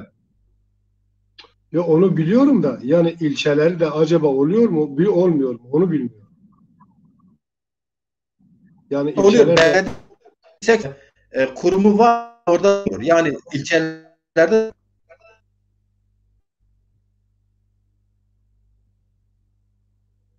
sesin gitti, anlayamadım orayı. madende yüksek seçim kurulu madende yüksek seçim kurulu şey yok mu? Kurumu yok mu? Bağlı Var çalışan. var var. Var var. Var, bütün ilçelerde var ya. Var. Varsa bütün ilçelerdeki yüksek seçim kurulu ilçedekiler oraya gider, ildekiler il yüksek seçim kuruluna gider. Böyle zincirleme. Anladım. Anladım. Yani ben senin bu fikrine katılıyorum ve açığım bu fikrine. Öyle bir şey Bu olursa fikir bir fikir, hepimizin fikridir. Bu fikir benden falan burada onu falan bir şey kastetmedim. Bir inisiyatif gece gündüz çalışıyor. İçinde yüzlerce aydınımız yer alıyor. yani ben tabii o şey içerisindeki çalışan arkadaşları bilmiyorum. Sen biliyorsan onu ben bilmiyorum. Yani ben, eğer bana düşecek bir görev varsa, ben de onların yanında yer almayı isterim. Yani bunda hiç şey yapmam. Ben şu anda hiçbir parti üyesi de değilim, yani onu da bildirmiş olayım burada. Ben Benim gibisin. Ben de İyi Parti'nin kurulma aşamasında İyi Parti'deydim. Kurduk. Sonra bir takım şeyler oldu. Ayrıldık yani. Ben çok da öyle fazla siyasete şey bir insan değilim. İlla da ben burada olayım, bunu yapayım, şunu yapayım gibi bir şeyim yok. Ama kendi insanımın yanında olurum. Yani hiç bunda bir tereddütsüz. Yani bana düşen görev neyse, o arkadaşlarımız kimse, benim yani kriterleri benim kafama uygunsa, kendi insanı için mücadele ediyorsa, ben her türlü gelirim. Hiç bundan dolayı şey yapmam yani. Sıkıntı duymam. Ya gelirim de köylere de giderim. Gerekirse ilçeleri de gezerim. Yani bu kadar şeyim ben. Bu kadar doluyum yani. Kendi insanımızın artık belli bir yerlere gelmesini onda istiyorum. şüphe bak orada şüphem yok. Biz e, öyle bir önderliksel yaklaşım, öncü yaklaşım göstermeliyiz ki kişinin geçmişi yok HDP'liymiş, yok MHP'liymiş, yok İYİ Partiliymiş, yok AK'miş, yok. Bu insan Zaza mı? Zaza. Yeter. Bu insan Bitti. Zaza ise bitti. Bu kişi zaten geçmişte ya Kürt hareketinde yer almak zorundaydı, ya Türk solunda Aynen yer öyle. almak zorundaydı. Siyasete Aynen öyle. ilgi Aynen. duyuyorsa Aynen. ya Milli Aynen. Selamet'te ya Aynen. MHP'de ya AKP'de yer almak zorunda kardeşim Ege siyasete ilgi duyuyorsa. Ailesi de seçimden Aynen. seçime birine kendine yakın gördüğü birine oy vermek zorundaydı. Biz diyoruz ki biz bunu kaderimizdeyiz değiştiriyoruz. Ve bunu değiştirmek için de bir öncülük gerekiyordu. O öncülük de Zazaların Biricik Partisi. Ben kendim doğal bir Reza Partisi'yim. Ben de üyesi değilim, görevlisi de değilim. Biliyorum fazla değilim. Ama çünkü Zazaların şimdi tek bir parti olduğu için o yüzden eğer bu parti seçime katılabilseydi hatta bu parti böyle bir öncülük yapsaydı ki normalde onun işidir şu an yapılan iş. Bu konuda belki farklı çalışmaları vardı. Böyle bir şey olmadı. Zaza Aydın inisiyatifi böyle bir işe girişti. Dolayısıyla bütün o Zazalar adına hareket eden herkesten bu çalışmaların yarın bir gün duyulacak bu çalışmaları kilitlenmesi lazım. Bir caksa Cumhurbaşkanı seçimi bittikten sonra hesaplaşmalar bu çalışmalar başladığı günden itibaren Zazalar adına, Zaza kimliği adına, Zaza aidiyeti adına lafı sözü olan her kimse bu çalışmanın gerekliliğini yanında yer alması zorunluluğu vardır. Çünkü seçimden sonra bu inisiyatif ne yapacak, ne yapmayacak o inisiyatifin geriden tartışacak bir konu. Ama genel olarak şimdi öngörülen seçime kadar bu inisiyatif, bu çalışmayı üstlemek istiyor. Ondan sonra herkes Yani kendi mesela evine gidebilir. Evet. ben destekten dolayı elimden geleni yapacağıma emin ol. Buna hiç şey yapma. Tereddütsüz. Bana düşen görev neyse ben o görevi kendime bir emir kabul ederim. Öyle bir arkadaşımızın yanında bir nefer olarak ne tip bir çalışmamı istiyorsa, benden beklentisi neyse yanında olurum. Hiç sıkıntısız yani. Tereddütsüz. Evet, şu an bizi izleyen, takip eden Turgay Kartal, zaten bütün aydınlarımız aynı şeyler söylüyor. Çok çok değil. Demek ki buluşmuş. Kime söylüyorsan sürecin doğruluğuna, gerekliliğine yana takınıyor, tavır alıyor. Bu da uyarıcı bir şey. Mesela biz eğer farklı bir şey söylemiyorsan yavaş yavaş toparlayalım. Odur beni yayına al, görmek istiyorum diyen kimse olmadığı için tüm taraflarla bu aydın inisiyatifi konuşmuştur, neticelenmiştir. Şu an onun iş sadece o geniş komitesinin ilanına kalmıştır. Mesela bu çalışma ilanı Evet. aslında olmuştur. Yani çalışma başladığı günden bu yana olmuş anlamına gelir. Bana soracağım başka bir şey var mı Deza? Sana soracağım şeyleri sordum Deza. Birincisi hemfikir miyiz? Her üç ittifak da Zazalara bir şey vaat etmiyor. Doğru mu? Aynen öyle. Yok, vaat etmiyor. Doğru konuşmak lazım. Evet. Aynen. Peki ya işte sırf Zaza kökenlidir diye birini meclise göndermek de Zazalara bir artı getirmeyeceğini dedik. Zaza kökenli birden fazla vekilin olduğu gerçeği bilerek, görerek de o da bir şey kazandırmayacağını söyledi. Doğrudur.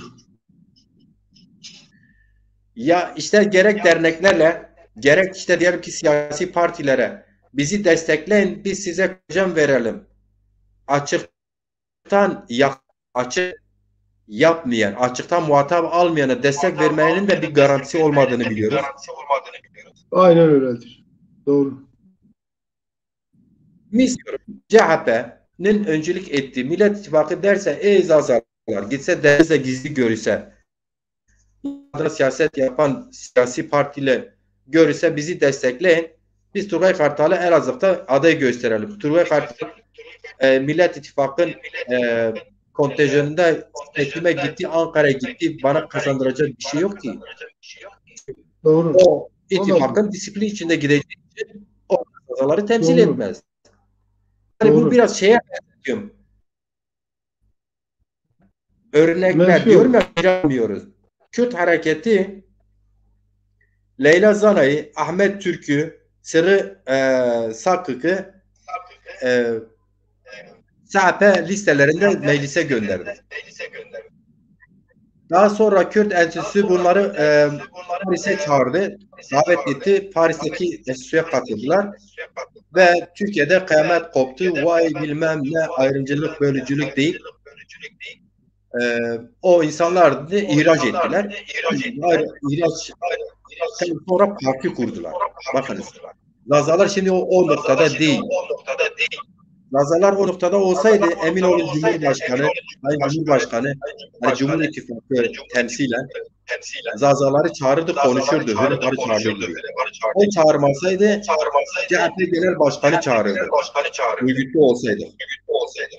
O çağırmasaydı Özgürlük ve Emek İttifakı yani HDP çağırırdı. Doğru mu? Doğru.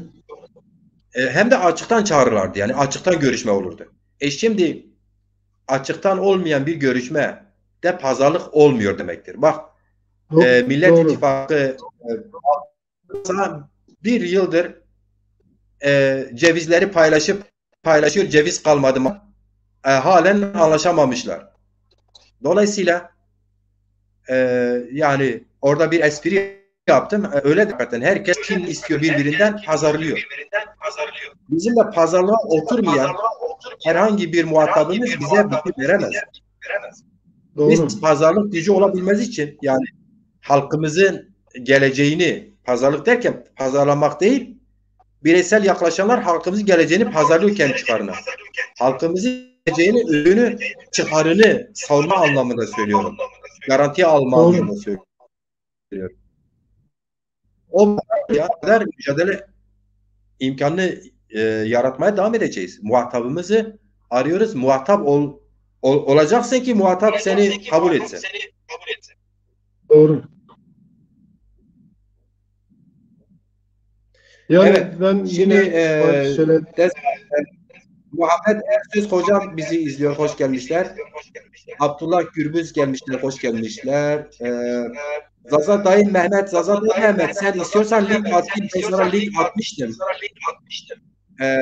Sen katılmak istiyorsan bak da zaman var. Gündüz Mehmet Zaza Dayı'yla konuştuk. Bizim seninle Turgay Kartal falan bir selam söyle kendisine. katkısı var. Olmazsa dedi ben sizi izlediğim zaman gelirim. Ben link atmışım. Gelmek istiyor musun? Gel sen de bir görüşlerini paylaş bizimle.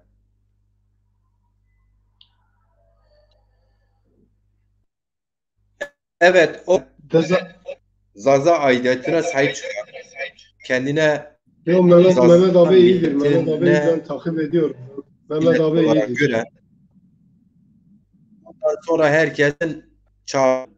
herkes sosyal medya ağında gruplarında e, Zaza bir Cumhurbaşkanı adayı için istersen arkadaşım, istersen hangi partiden olursan ol, böyle bir gereklilik vardır. Buna sahip çıkmasını davet ediyoruz herkes. İki cümle de olsa paylaşın birbirinizle. İnisiyatif yarın öbür gün kendi durumunu, pozisyonu açıklar. Adayların da dedim ya 20'ye yakın aday var. Bir aday seçer, kamuoyuna duyurur. O çok çabuk yayarız. O rahat da o yani. Şimdi öyle eskisi gibi değil. Bu sosyal medyada bir şey yaptık mı herkes birbirine çabuk ulaşır. Sıkıntı olmaz. Evet. Yılmaz Kanat hocam hoş gelmişsiniz. Ahmet Zaza Gündüz hoş gelmişsiniz hocam. Zaza Bey Mehmet sen burada mısın? Sen gelmek istiyor musun? Link atmıştım. Tekrar ediyorum. Şu an bizi izleyen arkadaş geçmişine, siyasi partisine bakmaksızın izleyen ilgi duyuyordur demektir. Pozitif olsun, negatif olsun.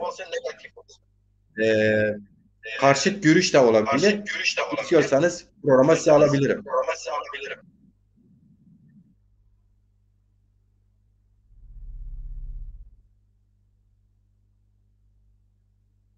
Evet, yoktu. Turgay Kartal, şimdiye kadar ben bir şey görmedim. Herhalde demek ki yok. Aslında Deza bu programlarını böyle biraz erken saatte biz toparlayalım Deza. biri katıldı mı? Sanki biri katıldı gibi geldi bana. Yok o YouTube'da ekrana getirir. YouTube'da yorum yapanı ekrana getirebiliyorum. Şimdi böyle bu tip yayınları yaptığın zaman böyle çok çoğulcu bir katılım olsa yani mesela 5-6 tane daha arkadaş olsa konuşsak, tanışsak, tartışsak olacak yönünü, olmayacak yönünü konuşsak daha güzel olur da. Yani bir hemfikir oluruz. Evet, anlıyorum. Normalde 2 kişiydiniz ama dedim ya bir sebepten dolayı ikinci arkadaş olmadı ama gün yoğun çalıştık bu üzerine. Bütün gece gündüz diyorum ya çalışma var. O yüzden henüz o sırf program çalışmadığım için 3-4 arkadaş getirmedim. Onu söyleyeyim. Bir de Reza bunu böyle geç saatlerde 9'da değil de 8'de falan yapsan daha iyi olmaz mı? Yani Deza sen Kazakistan'a gitmişsin. Şimdi orada saat gece 2 olmuş. Bunun günahlısı ben miyim yani? Şimdi burada da saat daha 11'e 25 var. Almanya'da beni izleyen arkadaş için saat daha 9'a 25 var. Türkiye'deki arkadaşımız için saat 11'e 25 var. Yani şimdi ben hangisine göre yapayım? Tamam, sen yine 9'da yap. Ama Ben, takipçi arkadaşların sayısı epey yüksektir maşallah. Katılmak isteyenlere link atabilirim arkadaşlar. Murat Aran hoş gelmişsin. Murat Aran Deza. Evet, Nusrettin Çilgeşil sen de hoş gelmişsin Deza. Emin Arif.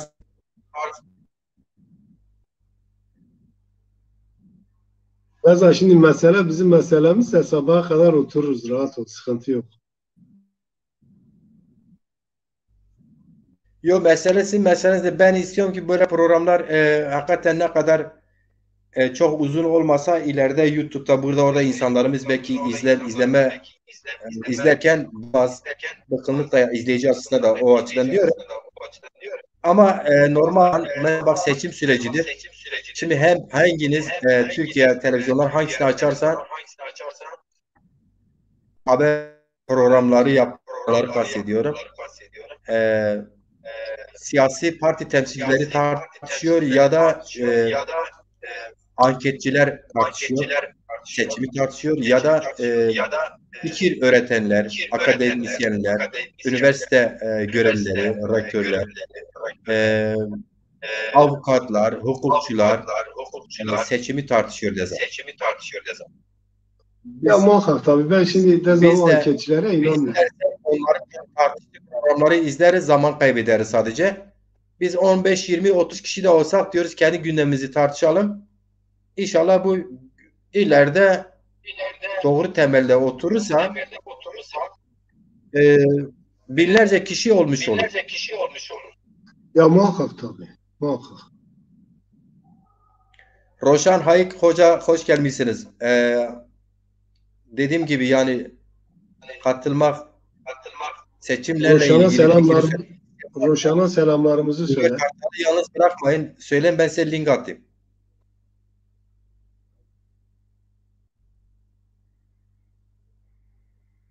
Roşan'a selamlarımı söyle. E, Sesin gidiyor. Evet. İlamı gitti mi seyrediyor mu?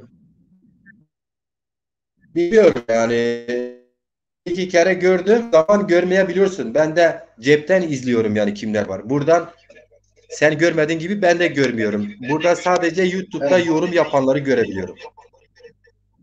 Bunu ben YouTube'dan izleyebilir miyim sonradan?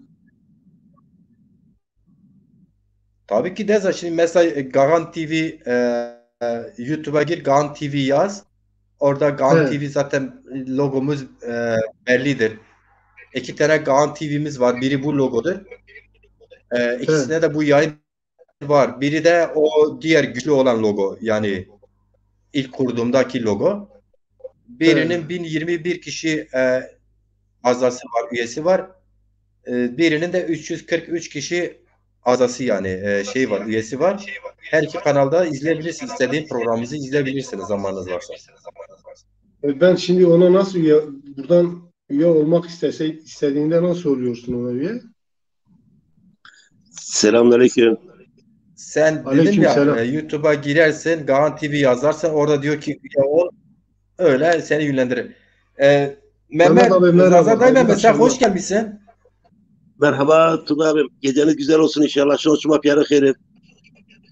Eyvallah abi. Şarkı Hayır hayret olsun. hayramin sarı. Ez bileyim ben de araya Beli, kusur botura misafir Zazadayım Mehmet ne işimiz mesela ez? Dirlik Şahut Ami. Makovlaşmayın.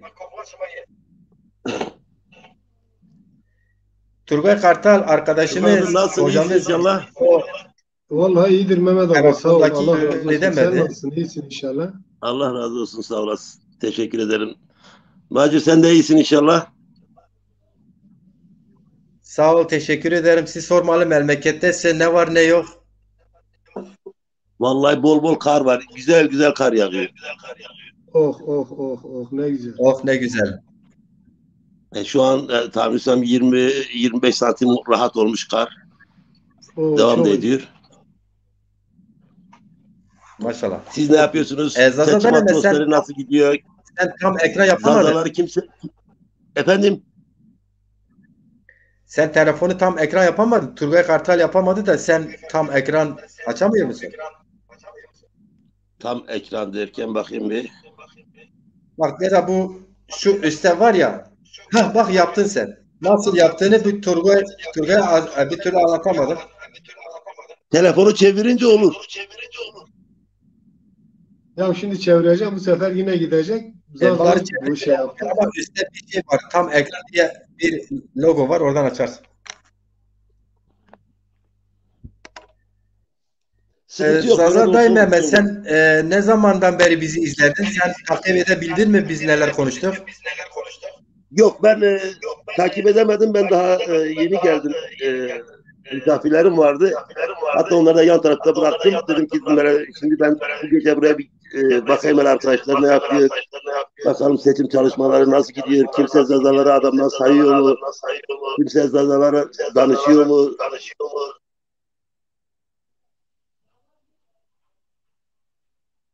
Evet, Ya biz Turgay Kartal'la görüştük, tartıştık, konuştuk. Bu tartışmalarımız seçim boyunca farklı farklı gruplarla, aydınlarımızla devam eder. Şimdi sen beni yakından tanırsın. Biz sırf akademisyen, sırf politik kimliğiyle öne çıkan, e, tabii ki onlarla tartışıyoruz, önemlidir. Bizim düşünce üreten kurumlar olsun, kişiler olsun falan hepsi değerdir. Sürekli en çok onları tabii ki programlar olduğu için topluma yön veren aydın insanlar. Ama aynı zamanda bizim elde gelirse imkan olursa biliyorsun sokağa çıkıp sıradan insanlarımızla bu konuda görüşlerini almak istiyoruz seçim sürecini. Şimdi bu seçim sürecini tekrar olmuş olmaz. Siz de görüyorsunuz. Türkiye'de 3 tane ittifak var. İkisi esas ittifak olarak gözüküyor. Ve bu 3 ittifakta da Zazalar için vaat edilen bir şey yok. Yani Zazalar kardeştir, oy ver. Biz de oturalım eşitsiz kardeş. İş var. Üye kardeş. Zazalar Üye kardeş adına biz buna. Biz evet. biraz üye kardeş sınıfındayız. Bizi iki taraf da kullanıyor. Üç taraf da kullanıyor daha doğrusu. Bizi kullandıkları Turgay için biraz biz de kullanmaya elverişli oluyoruz. sesi yapacağız. Ses almıyor musun? Yankı yapıyor. Evet, Turgay. kısmışım ben. Zaza. Ha, şimdi böyle kal hele. Tamam. Yok yine yankı yapıyor. Sen o sesi tam kız. Şimdi sıra Mehmet Dayı'da ya. Mehmet Yıldız kısmışım Hocam ama. da o yüzden sen tam mikrofonu kız. Dur ben bir kulaklık takayım deneyeyim o zaman. Ha şimdi iyi böyle. Ha, şimdi böyle iyidir. Sen böyle tutabilsen iyidir. Sesimi sana Böyle geliyor mu iyi. Turgay Kartal? Dur bir böyle deneyeyim. Tamam. Ses Sesimi alabiliyor sana musun?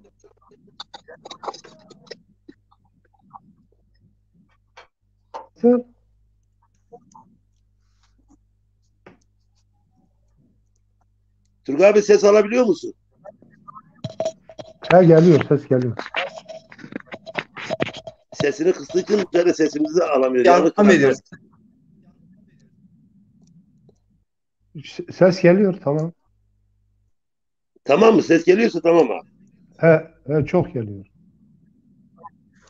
Tamam. Zaza Dayı Mehmet sen evet söz hakkı senin. Seni dinliyorduk. Şimdi ben geceden beri sizi dinleyemediğim için kusura bakmayın. Nasıl bir konu işlediniz bilmiyorum ama ben seçim olarak böyle bakıyorum. E, Biz hakikaten dışlanıyoruz.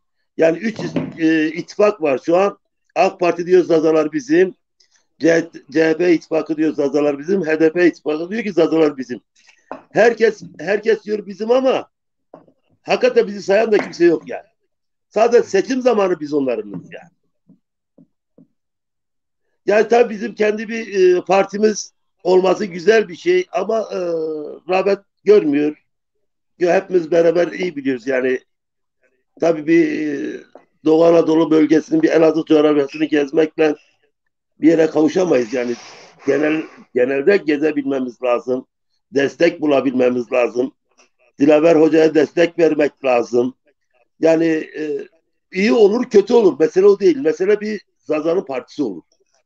Ben böyle bakıyorum konuya. Bilmiyorum siz nasıl bir konu işlediniz de. Ya da siz sorun ben ona göre bir konuşayım sizinle. Evet, şimdi birinci sorumuza net cevap verdin. Sen dedin ki her üç ittifak da bizi kardeş görüyor ama bizi eşitsiz kardeş görüyor. Yani eşit kardeş değiliz. Tabii. Sadece Tabii nasıl olsa Zazaların oyu cebimizde diye bakıyorlar. aynen. Peki artık mesela bir engel yok. Türkiye'de biliyorsun yeni seçim, yeni sistemde daha doğrusu bir oy bile iktidara getirebilir. Bir oyla bile iktidardan olamayabiliyorsun. Mesela ben Turgay Kartal hocama da şey yaptım, örnekte verdim. Sayın Cumhurbaşkanı Recep Tayyip Erdoğan Hüdapar'ın hangi seçime katılmış en yüksek aldığı oy 160 bin oydur.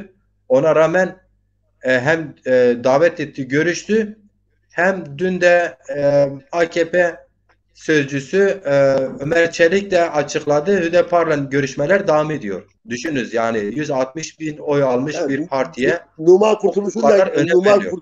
Kurtuluş'un da haberi çıktı öyle. Numan Kurtuluş da bir açıklama yaptı o konuda. Hüdapar'la görüşmeler devam ediyor diye. Evet. Şimdi Yani işte bütün problem burada. yola çıkarsa 160 bin oy deyip geçme. 160 bin oyla neler olur neler. Bizden nice 160 bin oylar var ama nedir herkes bir tarafa çektiği için bizim oylar ortada kayboluyor yani. işte tam da bu noktada Sayın Yıldız 160 bin oy bu kadar önemliyse çok önemli. Bir oy bile önemlidir. Demek ki bunu örgütlenmek önemliymiş. Yani yoksa Zazaların 6 milyon bir nüfusu varsa bunun en az 2,5 milyonu e, ray kullanabiliyordur. 2,5 milyon da kim Tabii. alırsa bu ülkede iktidar olur neredeyse. Evet. Bu kadar. Peki biz bunu ne yapalım? Seçimlerde nasıl bir tavır almalıyız ki muhatap alınabilelim? Şimdi ben bundan bir ay önce bir yazı yazdım. Kendi Facebook'umda dedim ki arkadaşlar dedim. Bir tavır göstermemiz lazım. Hepimiz beraber bunu paylaşıp altını doldurmamız lazım ki birileri bizi görsün. Yani biz seçimde çekimser kalıyormuşuz. Havası yaratsak dahil Zazalar çekimser kalıyoruz. Yani biz Zazalar oy kullanmıyoruz desek dahil bizi bütün Türkiye tanıyacak yani. İlk başta Cumhurbaşkanı Recep Tayyip Erdoğan tanıyacak. Niye tanıyacak? Çünkü bu kadar Zaza'yı nasıl elimizin tersinden kenara itelim sahipsiz bırakmayacaklar yani. Hepsi bir yandan saldıracaklar o zaman. Biz ne yapıyoruz? Biz parçalanmışız, bölünmüşüz, her tarafta varız. Her tarafta varız, milletvekillerimiz de var. Ama milletvekillerimiz orada açık böyle göğsünü gere gere yahu ben Zazaları temsil ediyorum diyebilecek bir kapasitesi mi, çapları mı yok ben anlamadım yani. Eğer ki bunu yapabilseler partilerin içindeki dağılıma göre bizim de yine bir 10 tane yakın milletvekilimiz var. Bu cümleleri kullansalar yine bizi bir yerlere getirecekler ama kullanmıyorlar maalesef. Peki çözüm ne? Mesela biz de Turgay Kartal arkadaşlar onu konuştuk. Yani Zaza kökenli vekil var aslında. Fazlasıyla var. Hatta bakan var. Evet. Bak Zaza'ysan Evet. bakan olabilirsin. Zaza'ysan milletvekili olabilirsin. Müdür olabilirsin. Asker olabilirsin. Rütbe sahibi olabilirsin. Bunlar hepsi ama Zaza kimliğine sahip çıkıyorsan dediğin zaman bu saydığımız partilerin hiçbiri seni içinde barındırmaz siyasete. Dolayısıyla biz bunun alternatifini oluşturmak zorundayız. Siz Zaza Biricik Partisi Dezapar'dan bahsettiniz. Bu tabii önemli. Ama hani Zazaların bir mirası yok. Örgütlenme siyasette daha yeni oldukları için belli zorlukları var. Ekonomik, örgütsel zorlukları var. Tamam Ama şimdi bir Zaza aydınlanması çok. Büyük. Değerli Macir, şöyle söyleyeyim. Bir İyi Parti meclise nasıl girdi hepimiz gördük yani. CHP'nin verdiği milletvekilleriyle girdi. Doğru mu? Doğru. 14 milletvekiliyle girdi, E, evet. eğer ki biz Zazalar da seçip gönderdiğimiz vekiller o partide, bu partide, şu partide yarın bir araya gelip de Dezepar'ın şemsiyesinin altında meclise girmeye kalkarlarsa, bir 20 tane milletvekiller girerse bütün dünya bizi tanıyacak. O kadar zor bir olay değil aslında. Doğru mu? Çok güzel. Çok güzel bir örnek. Sayın Heh, Yıldız, çok güzel bir ama örnek verdiniz. Ben de Turgay Kartal'la tartışırken sen takip etmediği için tekrarlıyorum. Şey örneği verdik. Leyla Zana, Ahmet Türk, Sırrı Sakı falan, onlar SHP listesine girdiler. Daha sonra evet. Kürt Enstitüsü onları Paris'e çağırdı diye ihraç ettiler. Daha sonra da parti kurdular ve e, belki 5-6 tane seçimde barajı aşamadılar. Meclise girmediler ama ısrarla mücadele devam ettiler. Selahattin Demirtaş gibi bir lideri kendi işlerine çıkarttılar ve barajı aştılar. Dolayısıyla Zazalar için de bu bir süreçtir. Yani senin önerin çok güzeldir. Peki bugün o parti Türkiye'nin kilit partisi mi? Evet. Doğru. Doğru Yani biz Kilit neden Partisi. Evet. olmuyoruz? Bizi saymamalarının sebebi budur. Aslında o partinin bugün %10 barajını aşmasının en büyük nedenlerden biri Zazalardır yani. Doğrudur. Yani ama nedir? O parti Kesinlikle dahi bizi saymıyor yani. yani ama Zazalar bu sefer kendileri için. Evet. Zazaların eksikliği birlik olmamalarından kaynaklanıyor. Birlik olmadığımız sürece de biz kaybetmeye mahkumuz. Biz birlik olduktan sonra bir yerlere kavuşuruz. Ama ne hikmetse 3 tane derneği bile bir arada tutamıyoruz. Yani tutamamamızın sebebi liderlik kavgasıdır. Şöyle söyleyelim. Normalde seçim zamanı başka arkadaşlar çıkar canlı yayınlar yapardı. Genel ağırlıklı iktidara çalışanlar, Zazalardan bahsediyorum ha, yanlış anlamayın yani. Tabii. Ve bu seçimde daha ön ayak olmadılar. Görmedik daha canlı yayınlarını ya da bizi engellemişler, biz görmüyoruz. Bu seçimde Macir Ciran var. Macir Ciran da sadece Zazalar için çalıştığı için, parti konuşmadığı için, yani parti konuşmadığı derken sadece Zaza olarak olaya bakıyor. A partisine, B partisine oy verin demiyor. Ama bundan önceki seçimlerde 2000 biz 17'den beri canlı yayınlar yapıyoruz. Bu canlı yayınlarda genel ağırlıklı Zaza programında yapılan oy dağılımı hükümet yanlısıydı. Tamam, teşekkür ediyorum sana. Sen de burada bağımsız olarak konuşuyorsun. A partiye, B partiye oy istemiyorsun. Zaza Partisi'ne oy istiyorsun. En doğal hakkındır. Senin herhangi bir bağlantın olmadığını ben de biliyorum. Dezepar'dan ayrıldığını da biliyorum. Ama ne kadar ayrılırsan ayrıl, Zazaların bir partisi var. Ben böyle görüyorum yani. Aynen. Ben de öyle görüyorum. Deza şöyle. Biz Turgay arkadaştık. Belki tekrar olur ama siz katıldınız. Size de söyleyelim. Belki o konuda görüş bildirirsiniz. E, Biz diyoruz ki mevcut yasaya göre yeni sistemde e, bir parti eğer ki 41 ilde örgütü değilse ve bir meclise bir grup kuramıyorsa seçime katılabilmesi için adayı için 100 bin imza toplaması gerekecek. 100 bin imza Zazalar için toplamak zor bir iş değildir diyoruz. Ve böyle bir girişim de 10 küsür gündür yoğun çalışıyor. Yaklaşık 100 aydın bu konuda hemen hemen hemfikir. Son açıklamasının şekli veriliyor. Açık kamuoyuna duyurulacak. Bu girişim Dezaparlan'da 3 kere görüşmüş. Federasyonla da görüşmüş. Sayın Ramazan Yıldız işverenimiz Sayın Hocaoğlu'yla da görüşmüş. Ve tek tek aydınlara, dil bilimcilerimizle görüşmüş. Herkes de bu girişimin mutlak doğru yolda olduğunu, Zazalar hiç kimse ben bunu desteklemem, şu neden gerekçe öne süremez bir noktada bir girişim başlatıldığını, bir an önce bunun hayat bulması için açıklaması yapılıp bu Yüksek Seçim Kurulu biliyorsun seçim tarihini belirledikten sonra 5 gün içinde bu girişim 100.000 oy 100.000 imza yüksek seçime vermesi lazım. O da kolaydır. Şöyle kolaydır. Deza her ilçede Yüksek Seçim Kurulu'na Zazalar isteseler grup halinde 3-4 kişi, 5 kişi, 10 kişi, 20 kişi gidip falan kes adayımdır. Ben onun adaylığın için imza veriyorum der.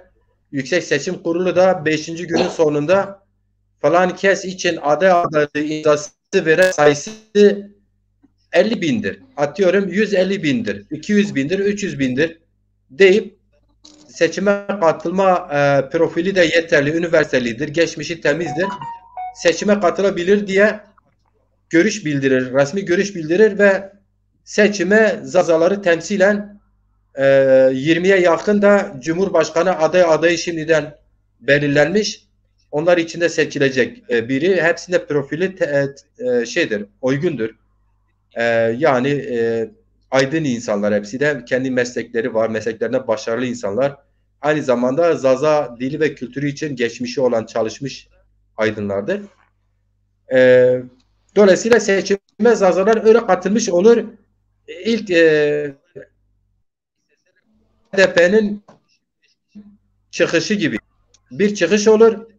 Bu ileride Dezapar'ı da güçlendirir. Diğer bütün Zaza camiasını güçlendirir. Bir ivme kazandırır diye konuştuk. Biz önümüzdeki günleri bunları daha fazla konuşmaya devam edeceğiz. Eğer ek bir şey söylemek isterseniz dinleyelim.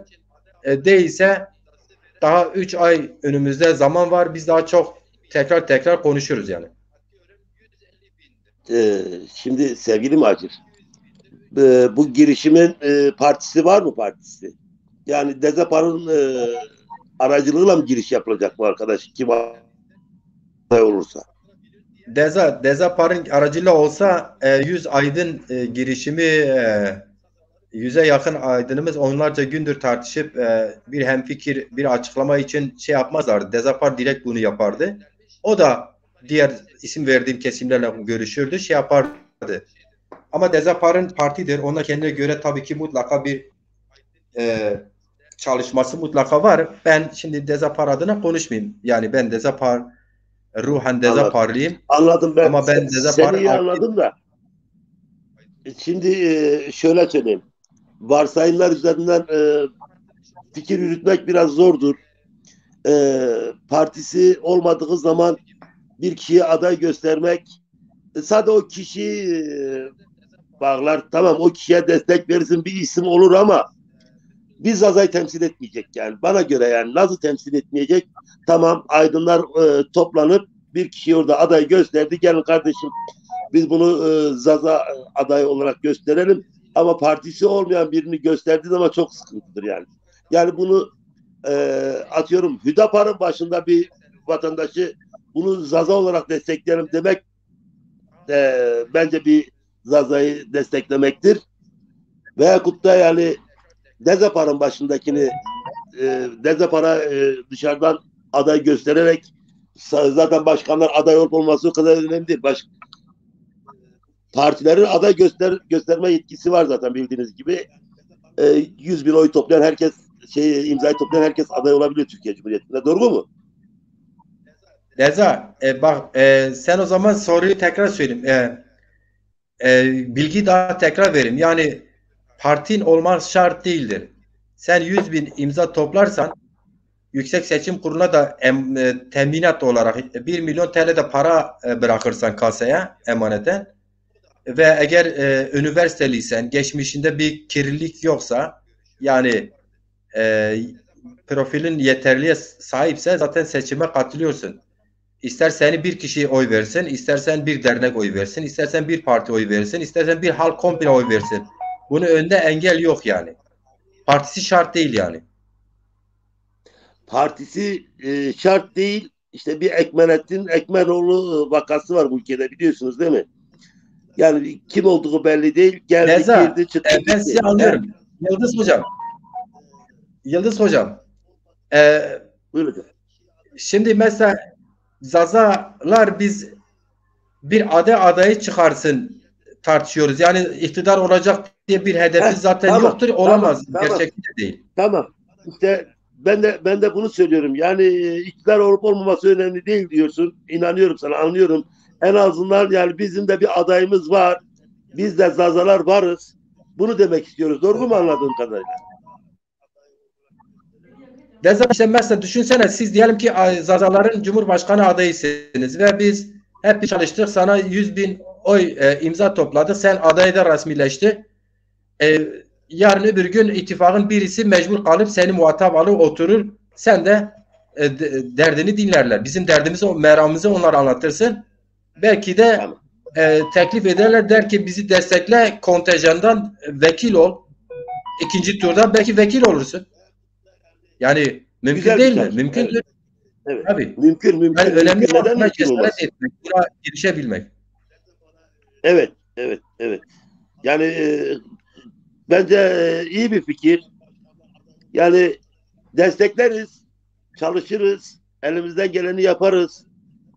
Bugün birçok aydın arkadaşlarımızı iyi kötü tanıyoruz. Yani ekranlardan tanıyoruz, canlı canlı tanımasak da yani şahit olmasak da hepsine güvenimiz sonsuzdur bizim. Bugün nasıl yurt dışından katkılarını sunan bir Turgay abim varsa orada bunun gibi binlercesi var. Yani hepimiz elimizi taşın altına koyarız yani. Bu yandan bir sıkıntı olmaması gerekiyor tahminimce. Aydınlar önce bir konuşsunlar kendi aralarında, çözsünler. Kimi aday gösterecekler, bir profil çizsinler. Biz de ona göre çalışmalarımızı hızlandırırız. Yani Türkiye genelinde, bulunduğumuz illerde, ilçelerde elimizden ne gelirse bunu yaparız yani. Teşekkür ederim. Bir program yapacağız. Sizleri daha çok programlara çağıracağız. Sayın Turgay Kartal, sen bir şey eklemek ister?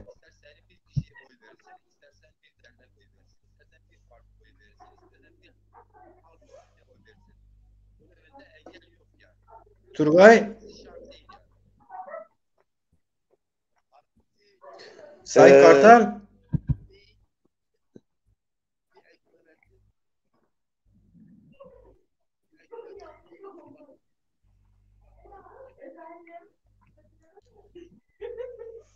Sayın Kartal, sesimi alabiliyor musun?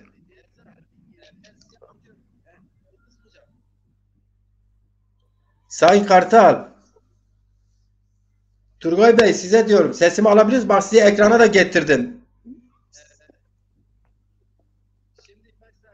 Sayın Kartal, sesimi alıyor musunuz?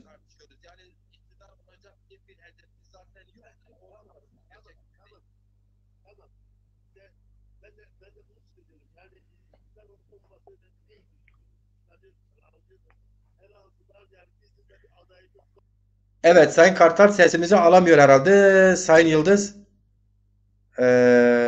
düştün mü?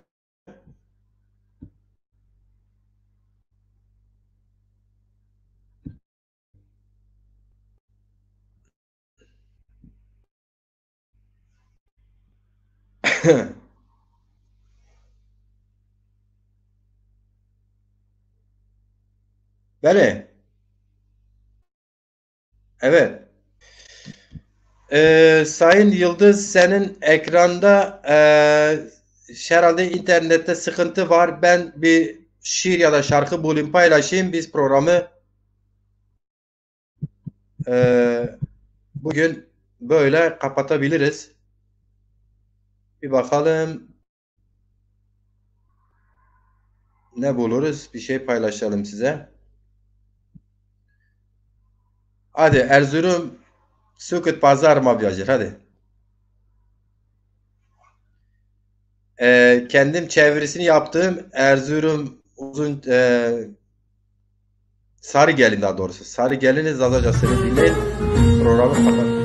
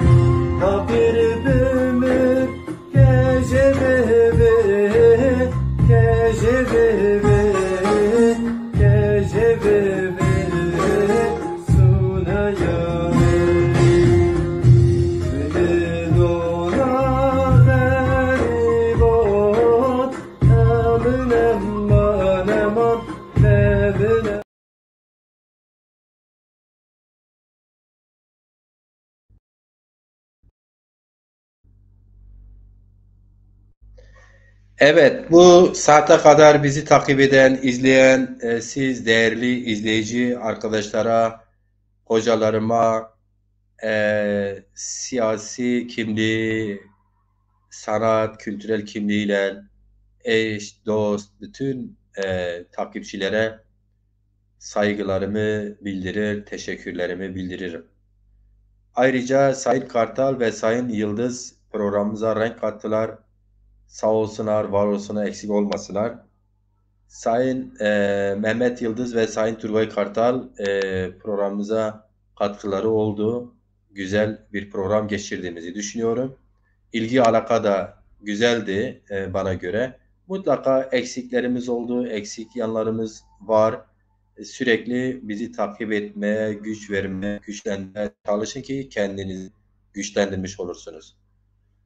Efendim, bu saate kadar bu programda bizi takip eden, yorumlarıyla katkı yapan herkese çok büyük saygı ve hürmetlerimi bildirirken, Zazaca başlattığımı program girişini Zazaca'ya birkaç sözle kapatmak istiyorum bugünkü programımızı. Olegi şima ist, olegi ma ist, zonxu qalu qesebekin vajin binüsin. Zonxu re hevnan vinin, zonxu re hon vinin. خیال خو زون خو بکن راو کوین ساری خو بالشنا سرنین اما واجم اورو سمی زون خو چی گوری کرد سمی منتی خو چی خبات